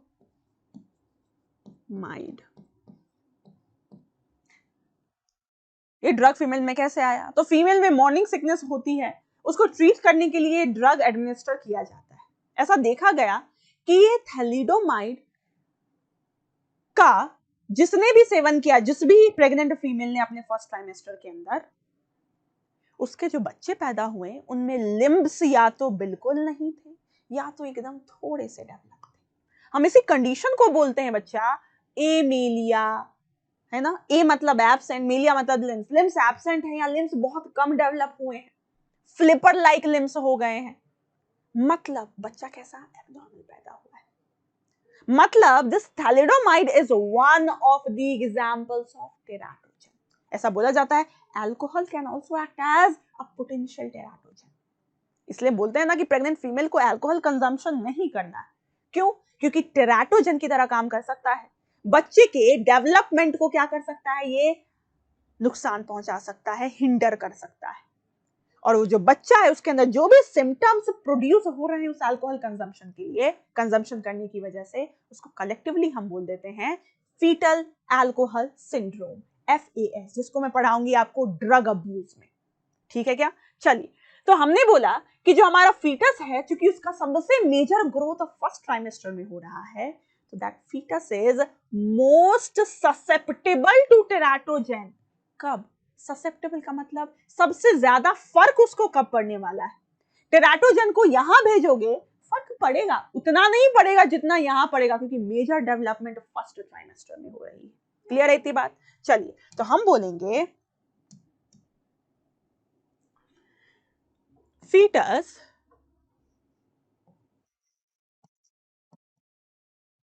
is most susceptible। susceptible का मतलब सबसे ज्यादा सेंसिटिव, तो most susceptible to teratogen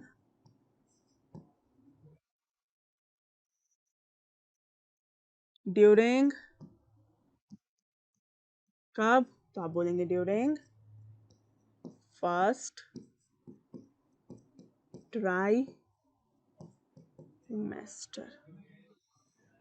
major development first trimester में ही हो रहा है।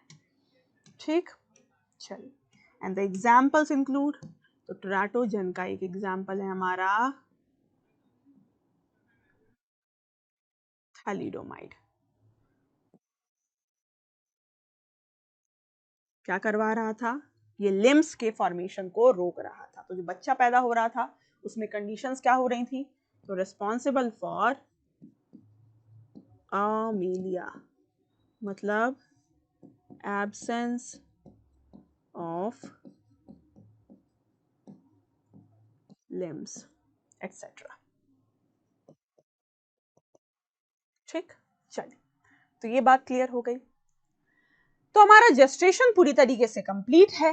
अब हम बात करते हैं कि 9 मंथ की जो भी डेवलपमेंटल हमारा जो भी प्रोसीजर होना था वो सब का सब कंप्लीट हो गया है। हमारा फीटस पूरी तरीके से डेवलप होकर तैयार है। अब इस फीटस को हमें क्या करना है? मदर से बाहर एक्सपेल आउट करना है। तो हम पढ़ते हैं पार्चुरेशन। पार्चुरेशन क्या है? जैसे मिक्चुरेशन पढ़ाया था, मतलब the act of removal of urine कहलाता था मिक्चुरेशन।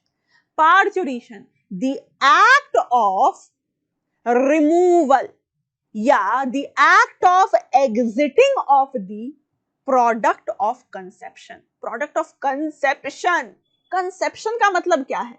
तो conception का मतलब वो चीज जो कंसीव की गई। कंसीव किसको किया गया? तो फीटस को किया गया। ठीक, पर फीटस के साथ साथ मैंने बोला था ना प्लेसेंटा भी बाहर निकलता है, मतलब रिमूवल फीटस के साथ साथ किसका हो रहा है? प्लेसेंटा। तो हम प्लेसेंटा और फीटस दोनों को बोलेंगे प्रोडक्ट ऑफ कंसेप्शन, मतलब ये कंसेप्शन का क्या है? प्रोडक्ट है। तो हम बोलेंगे parturition is the expulsion of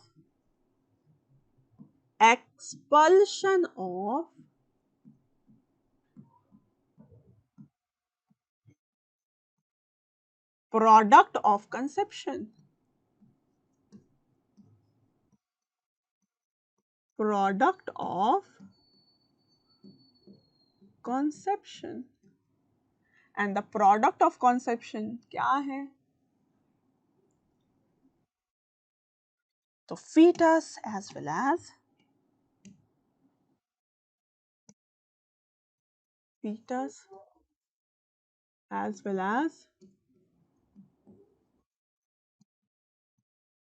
placenta. ठीक, चलिए, तो ये तो हमने डिफाइन किया. एनसीईआरटी बोलती है that this parturition is actually an not only endocrine mechanism but यहाँ पे न्यूरो एंड एंडोक्राइन दोनों का मिश्रण है बच्चा. नर्वस सिस्टम भी इन्वॉल्व है और एंडोक्राइन सिस्टम भी इन्वॉल्व है. तो हम बोलेंगे it is a neuro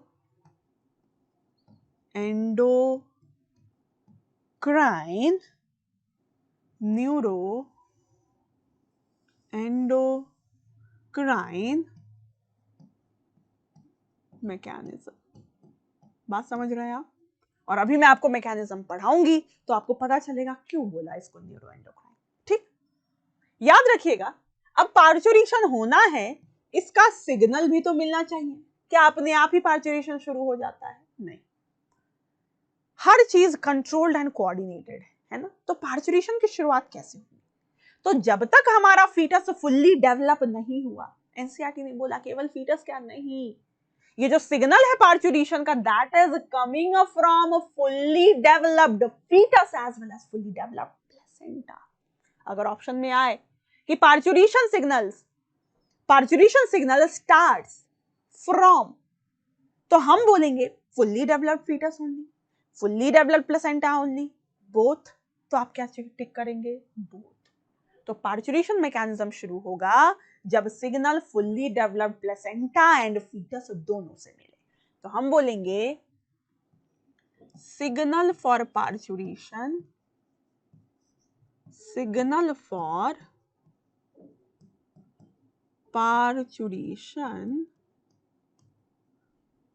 comes from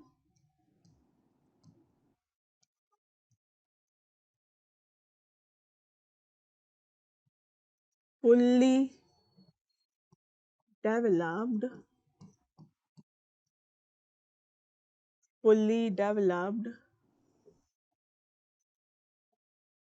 fetus and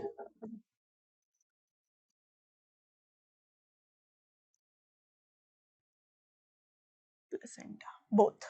ठीक, चल समझिए ये न्यूरोएंडोक्राइन मैकेनिज्म कैसे काम करता है कि भैया ये पार्चुरेशन होती है. तो पार्चुरेशन की जो शुरुआत, जिसको आप क्या बोलते हैं? लेबर बोलते हैं ना. तो ये पार्चुरेशन की शुरुआत हुई हमारे मदर के वुम्ब के अंदर. जो फीटस है वो पूरी तरीके से डेवलप हो गया है, प्लेसेंटा पूरी तरीके से डेवलप हो गया है. और जब ये पूरी तरीके से डेवलप हो गया है तो एक बहुत बड़ा स्पेस ऑक्यूपाई कर रहा है ना बच्चा. यूटेराइन वॉल को क्या कर रहा है? ये प्रेशराइज कर रहा है ना. तो जितना pressure fully developed foetus and placenta से लग रहा होगा, उतना प्रेशर जो कम less developed foetus and placenta से नहीं लग रहा होगा. और यही जो प्रेशर लगता है जिसको सेंस करते हैं कुछ स्ट्रेच रिसेप्टर्स. तो जो fully developed foetus and placenta है उसने किसको एक्टिवेट किया? Stretch receptors of uterus. और जैसे ही स्ट्रेच रिसेप्टर्स एक्टिवेट होती हैं, क्या है? These are nothing but neurons only.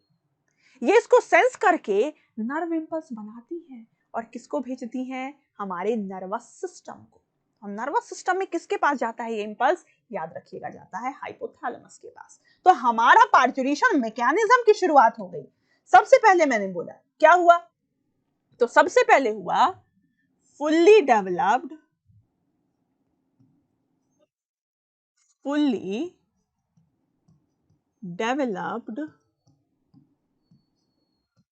fetus and placenta. Fully developed fetus and placenta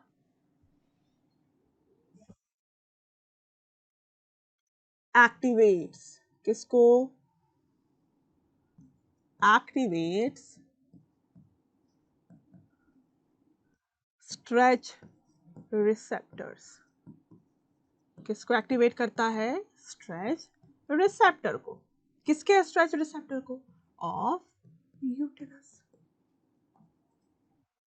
ठीक, जिसकी वजह से ये सिग्नल भेजता है बच्चा, एंड सिग्नल कहाँ जाता है? तो सिग्नल रीचेस हाइपोथैलेमस। ठीक, तो नर्व इम्पल्स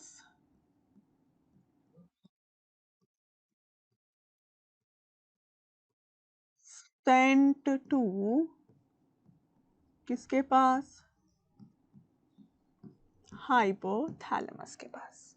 ठीक, हाइपोथैलेमस किसका पार्ट है? ब्रेन का पार्ट है। ब्रेन मतलब नर्वस सिस्टम इन्वॉल्व हुआ, बिल्कुल।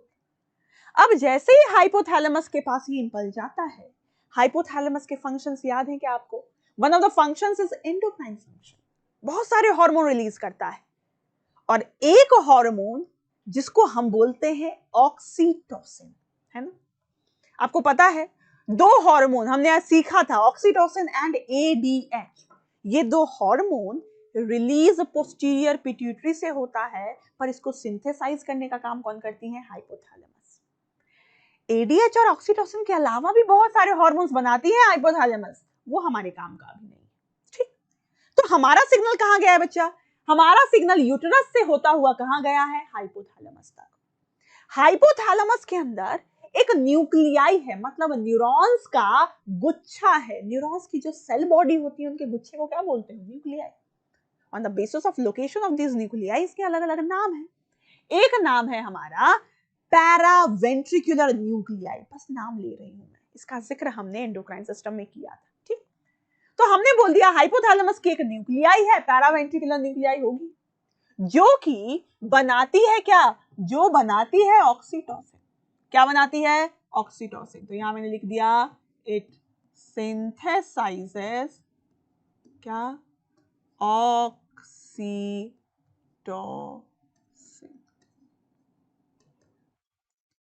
ऑक्सीटोसिन नाम का हार्मोन इसने क्या किया? सिंथेसाइज किया। सिंथेसाइज किया और फिर जाके इसको भेजा भेजा भेजा भेजा, क्योंकि ये जो न्यूरॉन है इसकी सेल बॉडी तो हाइपोथैलेमस में है, पर एक्सॉन कहाँ है? पिट्यूटरी के पास। और पिट्यूटरी में भी कहाँ? पोस्टीरियर पिट्यूटरी के पास। तो ये जो ऑक्सीटोसिन बना, ये ऑक्सीटोसिन रिलीज हुआ है कहां से?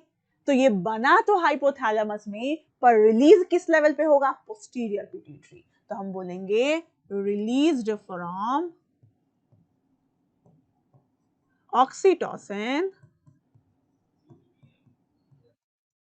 रिलीज्ड फ्रॉम कहां से? Posterior pituitary. कहां से रिलीज हुआ? Posterior pituitary. पोस्टीरियर पिट्यूटरी को एक और नाम से जानते हैं बच्चा, अगर आपको याद हो, neurohypophysis. Posterior pituitary is also known as what? Neurohypophysis. ठीक, अब ऑक्सीटोसिन रिलीज हो गया। कहां रिलीज हो गया? ब्लड में रिलीज हुआ। हार्मोन ब्लड के द्वारा ही तो ट्रैवल करते हैं, तो ये ऑक्सीटोसिन हमारा ब्लड में रिलीज हो गया। अब ब्लड में रिलीज हो गया तो ये पहुंचेगा किसके पास भैया? ये घूमता घूमता पहुंचेगा यूटेरस के पास। और यूटेरस के पास पहुंचा कहां पर? याद है मायोमेट्रियम मैंने आपको पढ़ाया था, जब यूटेराइन हिस्टोलॉजी मैंने सिखाया था आपको। मायोमेट्रियम जिसमें स्मूथ मसल्स हैं भैया, यूटेरस की लेयर्स पेडी, myo and endometrium. Myometrium smooth muscle की लेयर, जिसके पास होते हैं ऑक्सीटोसिन के रिसेप्टर्स। क्या होते हैं? ऑक्सीटोसिन के रिसेप्टर्स। मतलब this oxytocin goes and binds to its receptor present on myometrium। ठीक, जिसकी वजह से मायोमेट्रियम में जैसे ही इसने बाइंड किया, मसल है तो मसल क्या करेगा? कॉन्ट्रैक्ट करेगा। जिसकी वजह से क्या होगा, मायोमेट्रियल कॉन्ट्रैक्शन शुरू होगी। तो हम बोलेंगे यूट्रस क्या कर रहा है, कॉन्ट्रैक्ट कर रहा है। पर जो शुरुआती कॉन्ट्रैक्शन होता है ना बच्चा, वो इतना ज्यादा रैपिड, इतना ज्यादा विगरस नहीं होता, बहुत माइल्ड होता है। तो हम बोलेंगे माइल्ड कॉन्ट्रैक्शन ऑफ यूटरस। तो हम बोलेंगे माइल्ड यूटेराइन कॉन्ट्रैक्शन। ठीक, किसने करवाया, ऑक्सीटोसिन ने। तो कॉजेज, जैसे ही ये जाकर अपने रिसेप्टर से बाइंड हुआ मायोमेट्रियम पर, it causes mild uterine contraction. अब ये कॉन्ट्रैक्शन जैसे ही हुआ, शुरू जैसे ही हुआ, ये कॉन्ट्रैक्शन के होने की वजह से बार बार हाइपोथैलेमस को एक फीडबैक जाता है कि भैया और ऑक्सीटोसिन बनाओ, और ऑक्सीटोसिन बनाओ, और ऑक्सीटोसिन बनाओ। तो कॉन्ट्रैक्शन जैसे ही शुरू हुआ, सिग्नल गया हाइपोथैलेमस को, और ऑक्सीटोसिन रिलीज हुआ, कॉन्ट्रैक्शन और हुई, और कॉन्ट्रैक्शन हुई, और सिग्नल गया, और ऑक्सीटोसिन रिलीज हुई, और कॉन्ट्रैक्शन हुआ, और सिग्नल गया, और ऑक्सीटोसिन रिलीज हुआ, और कॉन्ट्रैक्शन हुआ। मतलब एक पॉजिटिव फीडबैक लूप क्रिएट हुआ है यहां पर। तो हम बोलेंगे this uterine contraction actually exerts positive feedback, जिसकी वजह से हम बोलेंगे that the uterine contraction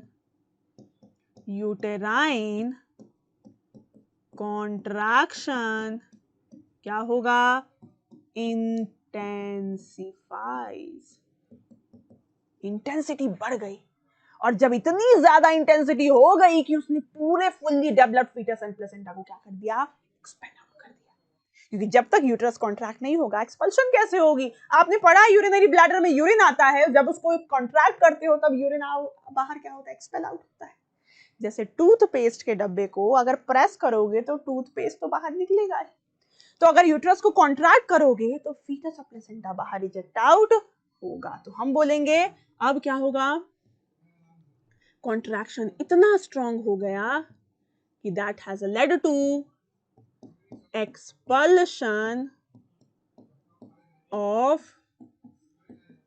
fetus and later placenta। कुछ मिनट के बाद, फीटस के जाने के कुछ मिनट बाद प्लेसेंटा भी बाहर जाता है।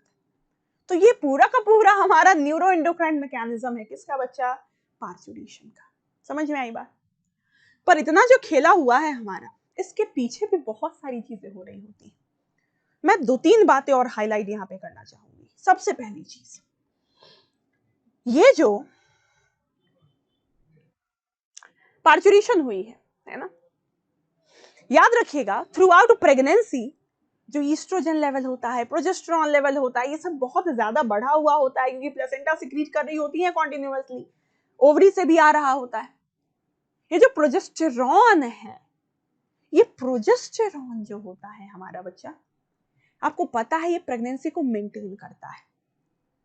ये प्रोजेस्टेरॉन एंडोमेट्रियम की थिकनेस को मेंटेन करके रखता है, साथ ही साथ ये यूटराइन कॉन्ट्रैक्शन को इनहिबिट भी करता है। हम बोलते हैं ये यूटरस को शांत रखता है, क्वाइट रखता है। कौन? Progesterone. Progesterone is responsible for keeping the uterus quite, शांत। क्योंकि पार्चुरेशन में यूटरस को शांत नहीं रखना है, हलचल हो रही है, कॉन्ट्रैक्शन क्या है, हलचल ही तो है, पर पहले ये हलचल नहीं करना। तो थ्रू आउट जेस्टेशन पीरियड ये शांत कौन रखेगा यूटरस को? प्रोजेस्टेरॉन। मतलब ये इंश्योर करेगा कि भैया कॉन्ट्रैक्शन नहीं होनी चाहिए। पर जब पूरा का पूरा जेस्टेशन कंप्लीट हो गया, तो क्या आप चाह रहे हैं कि यूटरस से शांत रहे? नहीं। अब यूटरस को शांत रखना नहीं है, क्योंकि बच्चे को क्या करना है, बाहर एक्सपेल आउट करना है। मतलब जो शांत रख रहा था उसको हटा दो। कौन रख रहा था? प्रोजेस्टेरॉन। मतलब याद रखिएगा, पार्चुरेशन के दौरान प्रोजेस्टेरॉन का लेवल क्या होता है? डिक्लाइन करता है। हम बोलेंगे ड्यूरिंग पार्चुरेशन, ड्यूरिंग पार्चुरेशन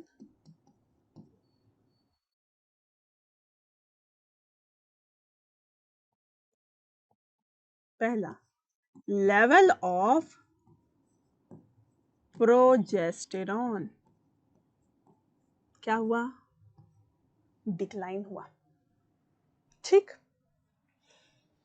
दूसरी बात याद रखिएगा बच्चा, जो ईस्ट्रोजन का लेवल होता है ना पार्चुरेशन के दौरान, यह आपको पहले के मुकाबले थोड़ा ज्यादा बढ़ा हुआ दिखेगा। वैसे तो जेस्टेशन के दौरान, पूरे प्रेगनेंसी के दौरान ईस्ट्रोजन बढ़ा हुआ है, पर पार्चुरेशन के दौरान थोड़ा और ज्यादा बढ़ जाता है। कैसे बढ़ता है याद रखिएगा, बस थोड़ा बता देती हूँ कि जो हमारा फीटस था ना बच्चा और प्लेसेंटा था, दोनों से सीआरएच आता है। सीआरएच क्या करता है? एसीटीएच के प्रोडक्शन को प्रमोट करता है। एसीटीएच कहां से आ रहा है? एंटीरियर पिट्यूटरी से, और एंटीरियर पिट्यूटरी से एसीटीएच जाके फीटस का जो एड्रिनल कॉर्टेक्स है उसको स्टिमुलेट करता है। एड्रिनल कॉर्टेक्स से अलग अलग हार्मोन निकलते हैं, ग्लूकोकॉर्टिकॉइड, मिनरलोकॉर्टिकॉइड, सेक्स कॉर्टिकॉइड। तो ये मिनरलोकॉर्टिकॉइड जिसको कॉर्टिसोल बोलते हो नहीं, कॉर्टिसोल किसको बोलते हैं? ग्लूकोकॉर्टिकॉइड को। तो जो कॉर्टिसोल है वो एक्चुअली रिस्पॉन्सिबल होता है प्रोजेस्टेरॉन के लेवल को कम करने के लिए। पर जो सेक्स कॉर्टिकॉइड निकलता है, सेक्स कॉर्टिकॉइड जो निकल रहा है वो जाता है, किसने बनाया? फीटस ने, और वो जाता है प्लेसेंटा में और कन्वर्ट हो जाता है ईस्ट्रोजन में। स्टेरॉइड है ना बच्चा, आपको पता है ईस्ट्रोजन, टेस्टोस्टेरोन, प्रोजेस्टेरॉन, इन सब का स्ट्रक्चर बहुत हद तक सिमिलर होता है, and they have the capacity to interchange structures, they can interconvert. तो ये जो हमारा सेक्स कॉर्टिकॉइड बनता है कॉर्टेक्स के द्वारा, एड्रिनल कॉर्टेक्स के द्वारा, ये प्लेसेंटा में जाके कन्वर्ट हो जाता है, जो कि किसमें? ईस्ट्रोजन में कन्वर्ट होता है। तो ऐसा बार बार होता रहेगा, सीआरएच बनता रहेगा। पता है ना आपको पार्चुरेशन के दौरान पे सीआरएच बढ़ रहा था, क्योंकि ये सीआरएच का बढ़ना ही तो एक सिग्नल, एक क्लॉक की तरह काम करता था कि भैया पार्चुरेशन अब शुरू करना है। तो जो सीआरएच आया, इसने एसीटीएच रिलीज करवाया। एसीटीएच एड्रिनल कॉर्टेक्स को बोला कि खूब सारे कॉर्टिसोल और सेक्स कॉर्टिकॉइड बना। कॉर्टिसोल ने प्रोजेस्टेरॉन का लेवल कम करवाया और सेक्स कॉर्टिकॉइड घूमता घूमता गया प्लेसेंटा में और कन्वर्ट हो गया ईस्ट्रोजन में। ऐसा होता गया, ईस्ट्रोजन का लेवल बढ़ता गया, बढ़ता गया, बढ़ता गया। And why have we increased the level of estrogen here? Because this increased estrogen level is responsible for a development of oxytocin receptors. Oxytocin receptors. भैया इतने सारे ऑक्सीटोसिन का लेवल तुम बढ़ा रहे हो पॉजिटिव फीडबैक की मदद से। ऑक्सीटोसिन के काम करने के लिए ऑक्सीटोसिन के रिसेप्टर्स भी तो बनाओगे ना पहले। बिना रिसेप्टर के हार्मोन कैसे अपना काम करता है? तो इतना जो लेवल तुम ऑक्सीटोसिन का बढ़ा रहे हो, तो मैटरनल मायोमेट्रियम में रिसेप्टर्स भी तो बढ़ाओगे ना। पहले 100 ऑक्सीटोसिन थे, 100 रिसेप्टर्स थे, अब अगर तुमने 1 लाख ऑक्सीटोसिन बना दिया तो 100 रिसेप्टर्स में कैसे काम करवाओगे? रिसेप्टर का नंबर भी बढ़ाना पड़ेगा। कौन करवाएगा? This increase estrogen level is responsible for development of oxytocin receptor. जरूरी था। तो अगर आपसे क्वेश्चन पूछा जाए कि at the time of parturition बता एस्ट्रोजन का लेवल बढ़ा या कम? बढ़ा, बहुत बढ़ा। प्रोजेस्टेरॉन का लेवल कम हुआ। अगर मैं बोलूं बता ईस्ट्रोजन प्रोजेस्टेरॉन रेशियो पे क्या फर्क पड़ा, तो ईस्ट्रोजन का लेवल बढ़ रहा है ना बच्चा, प्रोजेस्टेरॉन का लेवल कम हो रहा है ना। तो ये वाला कम हो रहा है, ये वाला हिस्सा बढ़ रहा है, तो रेशियो इवेंचुअली क्या हो जाएगा? बढ़ेगा। बताइए बात क्लियर? तो हम बोलेंगे estrogen progesterone ratio increases during parturition. इतनी बात क्लियर है क्या? पार्चुरेशन का मैकेनिज्म कंप्लीट। थोड़ा और बात अगर मैं बताऊं तो पार्चुरेशन अलग अलग स्टेजेस में चलता है बच्चा, है ना। वैसे तो एनसीईआरटी ने इतना कुछ नहीं बोला, पर थोड़ा सा हमें, क्योंकि इंटरेस्टिंग टॉपिक है, थोड़ा इधर उधर की बातें पता होनी चाहिए। क्या पता मूड खराब हो, कहीं से भी क्वेश्चन पूछ दिया जाए, तो थोड़ा आपको दिमाग में रखनी चाहिए बातें। सबसे पहले क्या होता है भैया, हम बोलते हैं डायलेशन होती है, सर्विक्स का डायलेशन, वेजाइनल डायलेशन। पहले हम प्रिपेयर करते हैं बर्थ कैनाल को कि भैया बच्चा यहां से जब पास करे तो तुम पहले डायलेट तो रहो। डायलेशन होती है, फिर डिलीवरी स्टेज होता है, फिर प्लेसेंटल स्टेज होता है जिसमें जो प्लेसेंटा थी वो बाहर जाती है। पहले फीटस बाहर जाता है, फिर प्लेसेंटा जाता है। जब डिलीवरी हो जाती है तो बच्चे के अंदर बहुत सारे मेटाबॉलिक चेंजेस आते हैं, बहुत सारे फिजियोलॉजिकल चेंजेस आते हैं। क्या एक चेंज है पल्मोनरी स्विचिंग होती है। भैया पहले लंग नॉन फंक्शनल था, अब लंग क्या होगा? फंक्शनल। तो बच्चा सांस लेना चालू करता है। पहले तो हमारे मैटरनल ब्लड से डिफ्यूजन के जरिए प्लेसेंटा की मदद से क्या हो रहा था? Gaseous exchange. पर अब वो लंग की मदद से रेस्पायर करना चालू करता है। तो बहुत सारे चेंजेस होते हैं। जितना आपके काम का था मैंने आपको पढ़ा दिया है। चलिए बढ़े आगे। Now we are going to talk about lactation. और मैं पहले बता दूं, लैक्टेशन पढ़ने से पहले जो भी मैंने मेमोरी ग्लैंड में पढ़ाया है आपको, वो नॉलेज आपको होनी चाहिए। तो जब आप फीमेल का रिप्रोडक्टिव सिस्टम पढ़ते हैं और वहां मेमोरी ग्लैंड पढ़ते हैं, उसकी जानकारी को यहां आप अप्लाई करेंगे थोड़ा सा। ठीक, चलिए। तो मैं मेमोरी ग्लैंड तो यहां नहीं पढ़ाने वाली, पर मैं पढ़ाने वाली हूं लैक्टेशन। लैक्टेशन वर्ड आया है synthesis as well as ejection of milk से। सिंथेसिस मतलब production, as well as ejection या रिलीज। इजेक्शन को क्या बोलेंगे? Release of milk. इसी फेनोमेना को बोल देते हैं हम लैक्टेशन। अब ये मिल्क सिंथेसाइज करने का काम किसका था? मेमोरी ग्लैंड का। मेमोरी ग्लैंड के अंदर आपने ये स्ट्रक्चर पढ़ा होगा, बहुत सारे सैक लाइक स्ट्रक्चर जिसके अंदर वो मिल्क भरा होता है, क्योंकि ये सैक लाइक स्ट्रक्चर उस मिल्क को प्रोड्यूस करती है। उन सैक लाइक स्ट्रक्चर को क्या बोलते हो? एल्वियोलाई बोलते हो। तो हमने इसको नाम दे दिया है मेमोरी एल्वियोलाई। तो देख बच्चा, ये एक एल्वियोलाई, ये एल्वियोलाई, ये एल्वियोलाई, एल्वियोलाई का एक क्लस्टर दिख रहा है। इसको क्या बोलते हो? इस पूरे एल्वियोलाई के क्लस्टर को लोब्यूल। क्या बोलते हो? लोब्यूल। ऐसे ऐसे बहुत सारे लोब्यूल्स बनाए और सबको मिलके आप क्या बोलेंगे? इन सारे लोब्यूल का कलेक्शन क्या कहलाएगा? लोब। क्या कहलाएगा? लोब। Memory lobe. कितने लोब्स होते हैं? एक मेमोरी ग्लैंड में 15 से 20 लोब्स होते हैं। ये सब पढ़ाया है मैंने आपको मेमोरी ग्लैंड में। तो याद रखिएगा, ये है आपका एल्वियोलाई। दूसरे कलर से लिखूं, दिस इज द एल्वियोलाई। ठीक, इस एल्वियोलाई को थोड़ा जूम करके मैंने यहां दिखाया है। तो ये जो एल्वियोलाई है बच्चा, देखिए सबसे पहले जो रेड कलर की सेल्स दिख रही हैं आपको, जिसने एल्वियोलाई को लाइन किया हुआ है, this is nothing but milk producing sales. क्या है ये? मिल्क प्रोड्यूसिंग सेल्स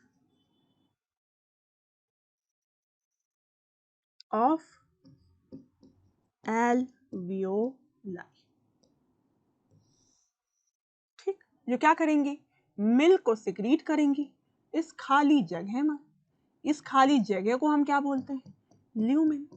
तो यहाँ क्या बन गया है? मिल्क बन के तैयार है। क्या है ये? मिल्क। ठीक, अब ये मिल्क बन के तैयार है एल्वियोलाई के ल्यूमेन में। अगर मिल्क को बाहर जाना है, निकलना है, तो हमें क्या करना पड़ेगा? जैसे हम यूरिन को बाहर यूरिनरी ब्लैडर से फेंकना चाह रहे थे, तो यूरिनरी ब्लैडर का क्या करना चाह रहे थे? कॉन्ट्रैक्शन। तो जैसे ही कॉन्ट्रैक्शन, एक पानी से भरा हुआ बलून को जैसे ही पिचकाओगे, पानी उछल के बाहर निकलेगा। ठीक वैसे ही एल्वियोलाई को अगर तुम कॉन्ट्रैक्ट करवाओगे तो ये मिल्क बाहर इजेक्ट आउट होगा। तो हम एल्वियोलाई को क्या करना चाह रहे हैं? कॉन्ट्रैक्ट। और इस कॉन्ट्रैक्शन के लिए ही हमने इस एल्वियोलाई को सराउंड कर दिया है एक special form of epithelial cell से, जिसके पास स्मूथ मसल सेल की प्रॉपर्टी है। नाम दिया मायो एपिथेलियल सेल्स। और ये मायो एपिथेलियल सेल्स क्या है भैया? तो इनके पास होती हैं ऑक्सीटोसिन रिसेप्टर्स। क्या मौजूद है इनके पास? ऑक्सीटोसिन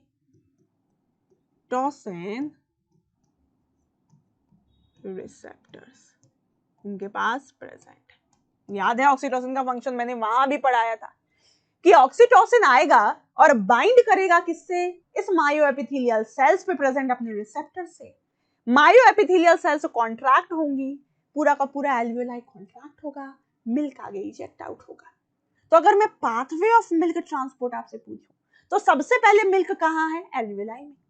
फिर एल्वुलाई से जो छोटी छोटी डक्ट्स निकलती हैं उनको हम बोल देते हैं बच्चा टिब्यूल्स। क्या बोलते हैं? टिब्यूल्स। तो मैंने इसको नाम दिया क्या? Memory tubules. ये मैं रिवाइज करवा रही हूं, ये सब हमने पढ़ा है। इसको हम नाम देंगे मैमरी डक्ट। इसको हम नाम देते हैं मैमरी एम्प्यूला, या इसी को दूसरा नाम हम देते हैं बच्चा लैक्टिफेरस साइनस। मिल्क बाहर रिजेक्ट आउट होने से पहले थोड़ी देर के लिए यहाँ स्टोर होती है टेम्पोररली, तो उसको हम क्या बोलते हैं? Lactiferous sinus. और ये जो चीज निकली है डक्ट, जिसको हमने नाम दिया है लैक्टिफेरस डक्ट। तो पाथवे अगर बोला जाए तो मिल्क सबसे पहले एल्वुलाई के ल्यूमेन में था, फिर मेमोरी ट्यूब्यूल, फिर डक्ट, फिर साइनस और फिर लैक्टिफेरस डक्ट। तो pathway of milk ejection would be this. याद रखनी है ये पाथवे आपको, ठीक? चलिए जी, अगर मैं मिल्क के कॉम्पोजिशन की बात करूं, क्या होता है मिल्क का कॉम्पोजिशन? पढ़ाया था वहां, यहां वापस से रिकॉल करवाऊं तो मिल्क में मेजरली 88 से 90% वाटर ही होता है। बचा हुआ सॉल्यूट क्या है? तो सॉल्यूट में आपको देखने को मिलेगा शुगर, मिल्क शुगर, जिसको क्या बोलते हो? लैक्टोज। प्रोटीन जैसे कैसीन प्रोटीन, बहुत सारे एल्बुमिन प्रोटीन्स होते हैं। आपको फैट देखने को मिलेगा, साथ ही साथ आपको बहुत सारे अदर प्रोटीन्स भी देखने को मिलेंगे, साथ ही साथ आपको आयंस देखने को मिलेंगे, पिगमेंट्स देखने को मिलेंगे। ये सारा कॉम्पोजिशन, बहुत सारे कॉम्पोनेंट्स है बच्चा, है ना, hundreds of components are there inside the milk. तो ये है आपके मिल्क का कॉम्पोजिशन। बर्थ के बाद शुरुआती दिन में लगभग हम यूजुअली आपको डेटा मिलेगा 4 to 7 डेज। पार्चुरेशन होने के 4 से 7 डेज तक जो मिल्क रिलीज होता है वो मिल्क कहलाता है कोलोस्ट्रम। इसको कोलोस्ट्रम क्यों बोलते हैं? तो कोलोस्ट्रम जस्ट आफ्टर डिलीवरी जो मिल्क प्रोडक्शन है, लैटिन वर्ड से डिराइव किया गया है ना, तो आफ्टर डिलीवरी जो शुरुआती दिन में जो मिल्क प्रोड्यूस हुआ वो एकदम येलोइश कलर का होता है। येलोइश क्यों? इसमें कैरोटिनॉइड पिगमेंट, ल्यूटीन पिगमेंट, ये सब ज्यादा होते हैं। नॉर्मल मिल्क में भी है पर अभी बहुत ज्यादा, और ये सारे पिगमेंट्स येलोइश टिंज प्रोवाइड करते हैं। तो चूंकि इनका कॉन्सेंट्रेशन ज्यादा है तो कोलेस्ट्रॉल का कलर भी कैसा दिखेगा? येलोइश। तो हम बोल देंगे कोलेस्ट्रॉल क्या है बच्चा? Milk produced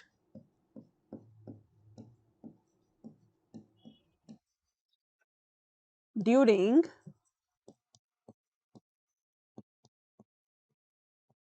initial days of lactation। ठीक? और ये कब हो रहा है? After birth, after parturition. इसी को हम बोल देते हैं postpartum, after delivery, after parturition. किस कलर का होता है कोलेस्ट्रॉल? तो कोलेस्ट्रॉल होता है पेल येलो कलर का। क्यों होता है? Due to presence of lutein, carotenoid का लेवल क्या होता है इनमें? बहुत ज्यादा हाई। चलिए, ठीक। कुछ हार्मोन्स यहाँ पे मैंने नाम लिख रखे हैं, बस नाम लिखने के बाद मैं केवल एक एक पॉइंट काम बताऊंगी, ठीक? क्योंकि इसका फंक्शन मैंने आपको डिस्कस करवाया हुआ है ऑलरेडी। ईस्ट्रोजन क्या करता है? तो मेमोरी ग्लैंड का डेवलपमेंट करवाता है। प्रोजेस्टेरॉन मेमोरी ग्लैंड का डेवलपमेंट करवाता है। प्रोलैक्टिन की बात करें तो ये एल्वियोलाई का डेवलपमेंट करवाता है, साथ ही साथ मिल्क सिंथेसिस में भी रोल प्ले करता है। ऑक्सीटोसिन मिल्क का क्या करता है? इजेक्शन, जिसको लेट डाउन भी बोलते हैं। इसलिए हम बोलते हैं इजेक्शन को ही क्या बोलते हैं? Let down.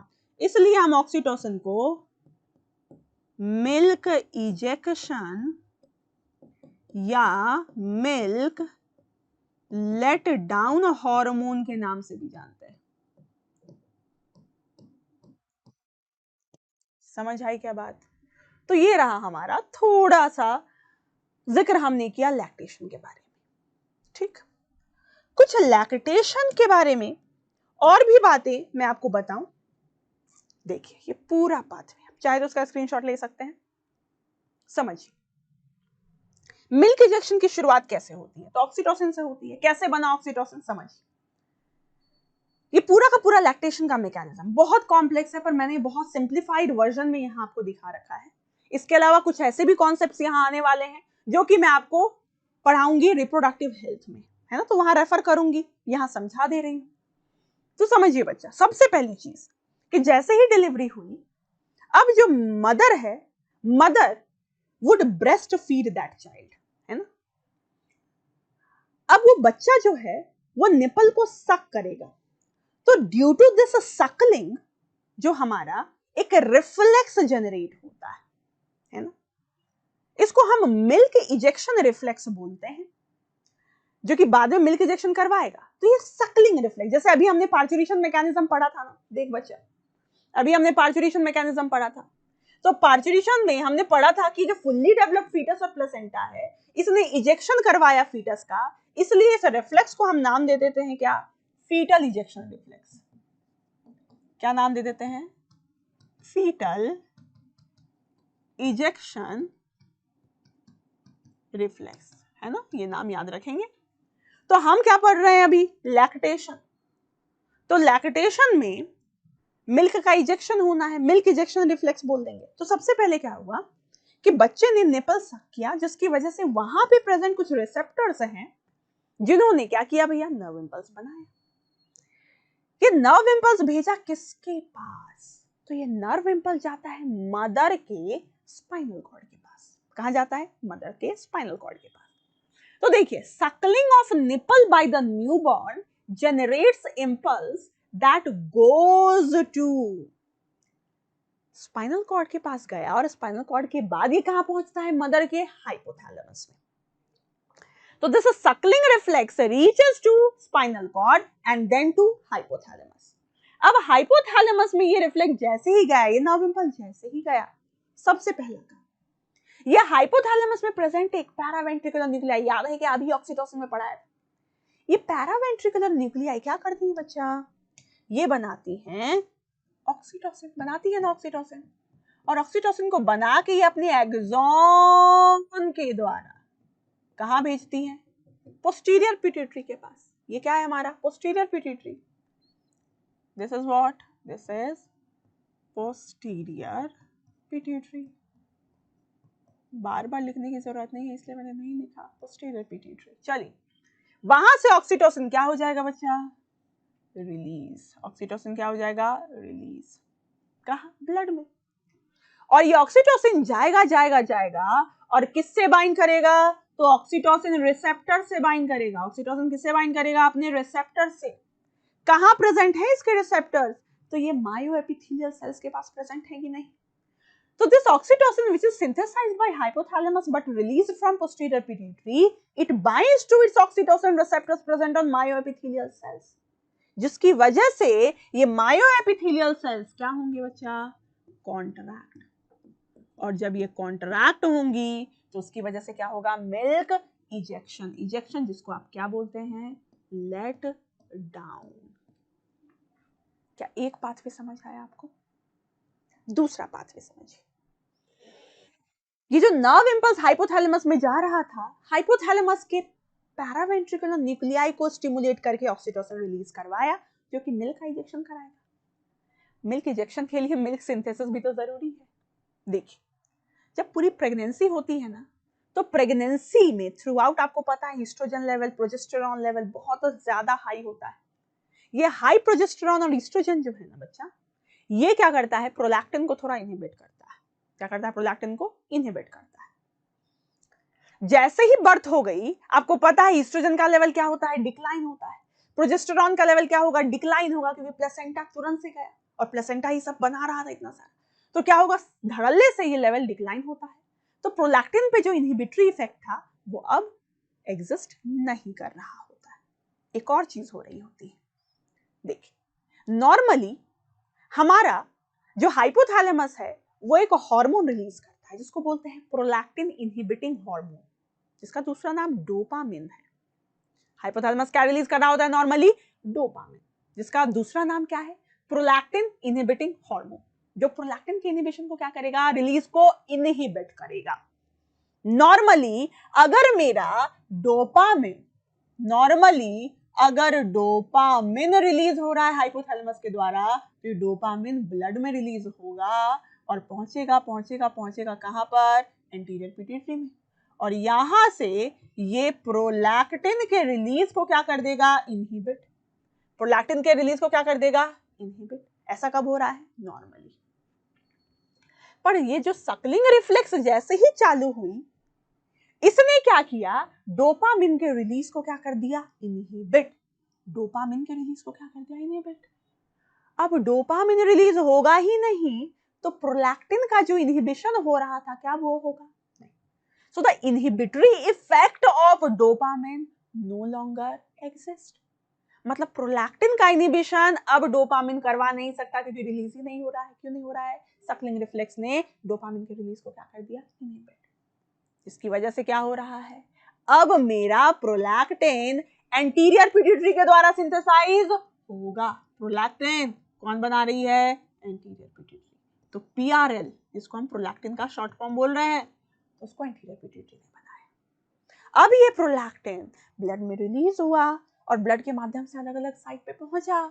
ये पहुंचा है मेमोरी ग्लैंड पर और वहां इसने क्या करवाया, growth of memory alveoli and milk synthesis. Milk synthesis हुई भैया, एल्वेलाई ग्रो करेगा, प्रोलिफरेट करेगा, तभी तो भैया मिल्क सिंथेसिस होगी। मिल्क सिंथेसिस भी प्रमोट हुआ, तब जाके उसका इंजेक्शन करवाओगे।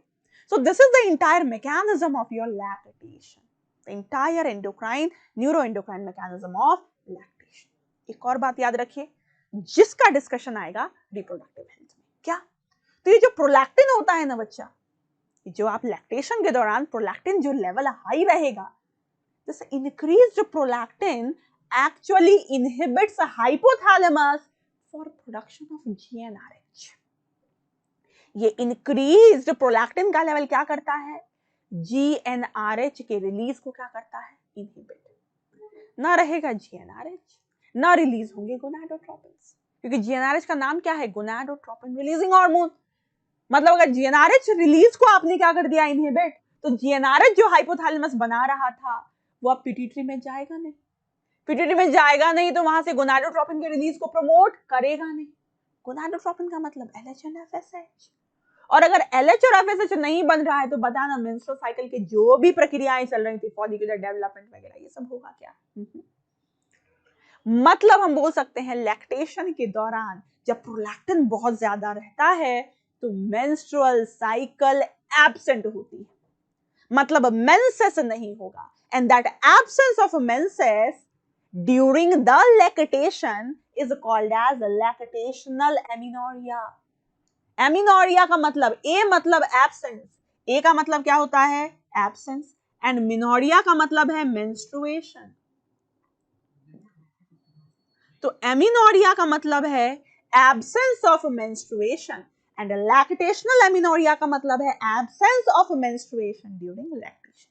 तो ऐसा बोलते हैं कि ड्यूरिंग 6 मंथ्स, है ना, लगभग 6 मंथ्स तक जो फीमेल लैक्टेशन कर रही होती हैं उनके अंदर मेंसेस एब्सेंट होता है, क्योंकि कोई मेंस्ट्रुअल साइकिल चल नहीं रहा है, क्योंकि हमारा गोनाडोट्रोपिन है नहीं, क्योंकि GnRH के रिलीज को आपने क्या कर दिया, इनहिबिट कर दिया। कैसे, प्रोलैक्टिन की वजह से। एक बात और याद रखिएगा कि जो ड्यूरिंग द इनिशियल डेवलपमेंट, जो बच्चे का बर्थ के बाद जो डेवलपमेंट हो रही है उसमें नरिशमेंट खूब सारा चाहिए, और जो मिल्क है मदर का वो हाईली न्यूट्रिशियस होता है।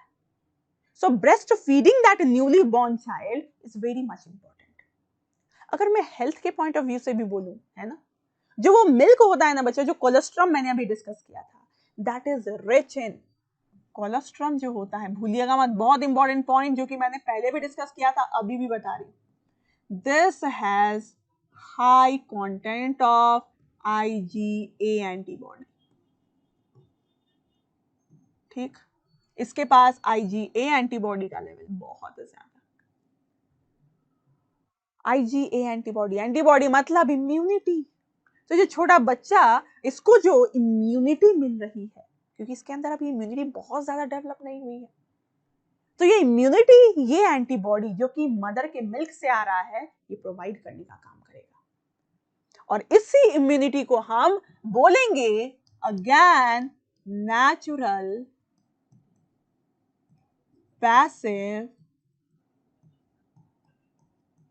इम्यूनिटी। हमने प्लेसेंटा में भी जिक्र किया था, आईजीजी जो प्लेसेंटा को क्रॉस कर रहा था बच्चे में, तो वो भी नेचुरल पैसिव इम्यूनिटी। ये आईजीए के जरिए फीटस न्यूली बॉर्न चाइल्ड को मिल रही इम्यूनिटी भी क्या कहलाती है? Natural passive immunity. क्यों बोला हमने नेचुरल पैसिव? इन सब का जिक्र आएगा ह्यूमन हेल्थ एंड डिजीज में, यहां बस याद रख लीजिए। क्लियर है क्या बच्चा? So this was the entire mechanism that goes behind your lactation. Clear है क्या? तो इसी के साथ हमारा आज का ये चैप्टर जो है human reproduction that comes to the conclusion. अब हम अगले वीडियो में बात करेंगे रिप्रोडक्टिव हेल्थ की। ठीक, तो आज के लिए इतना ही रहेगा बच्चा। Thank you very much.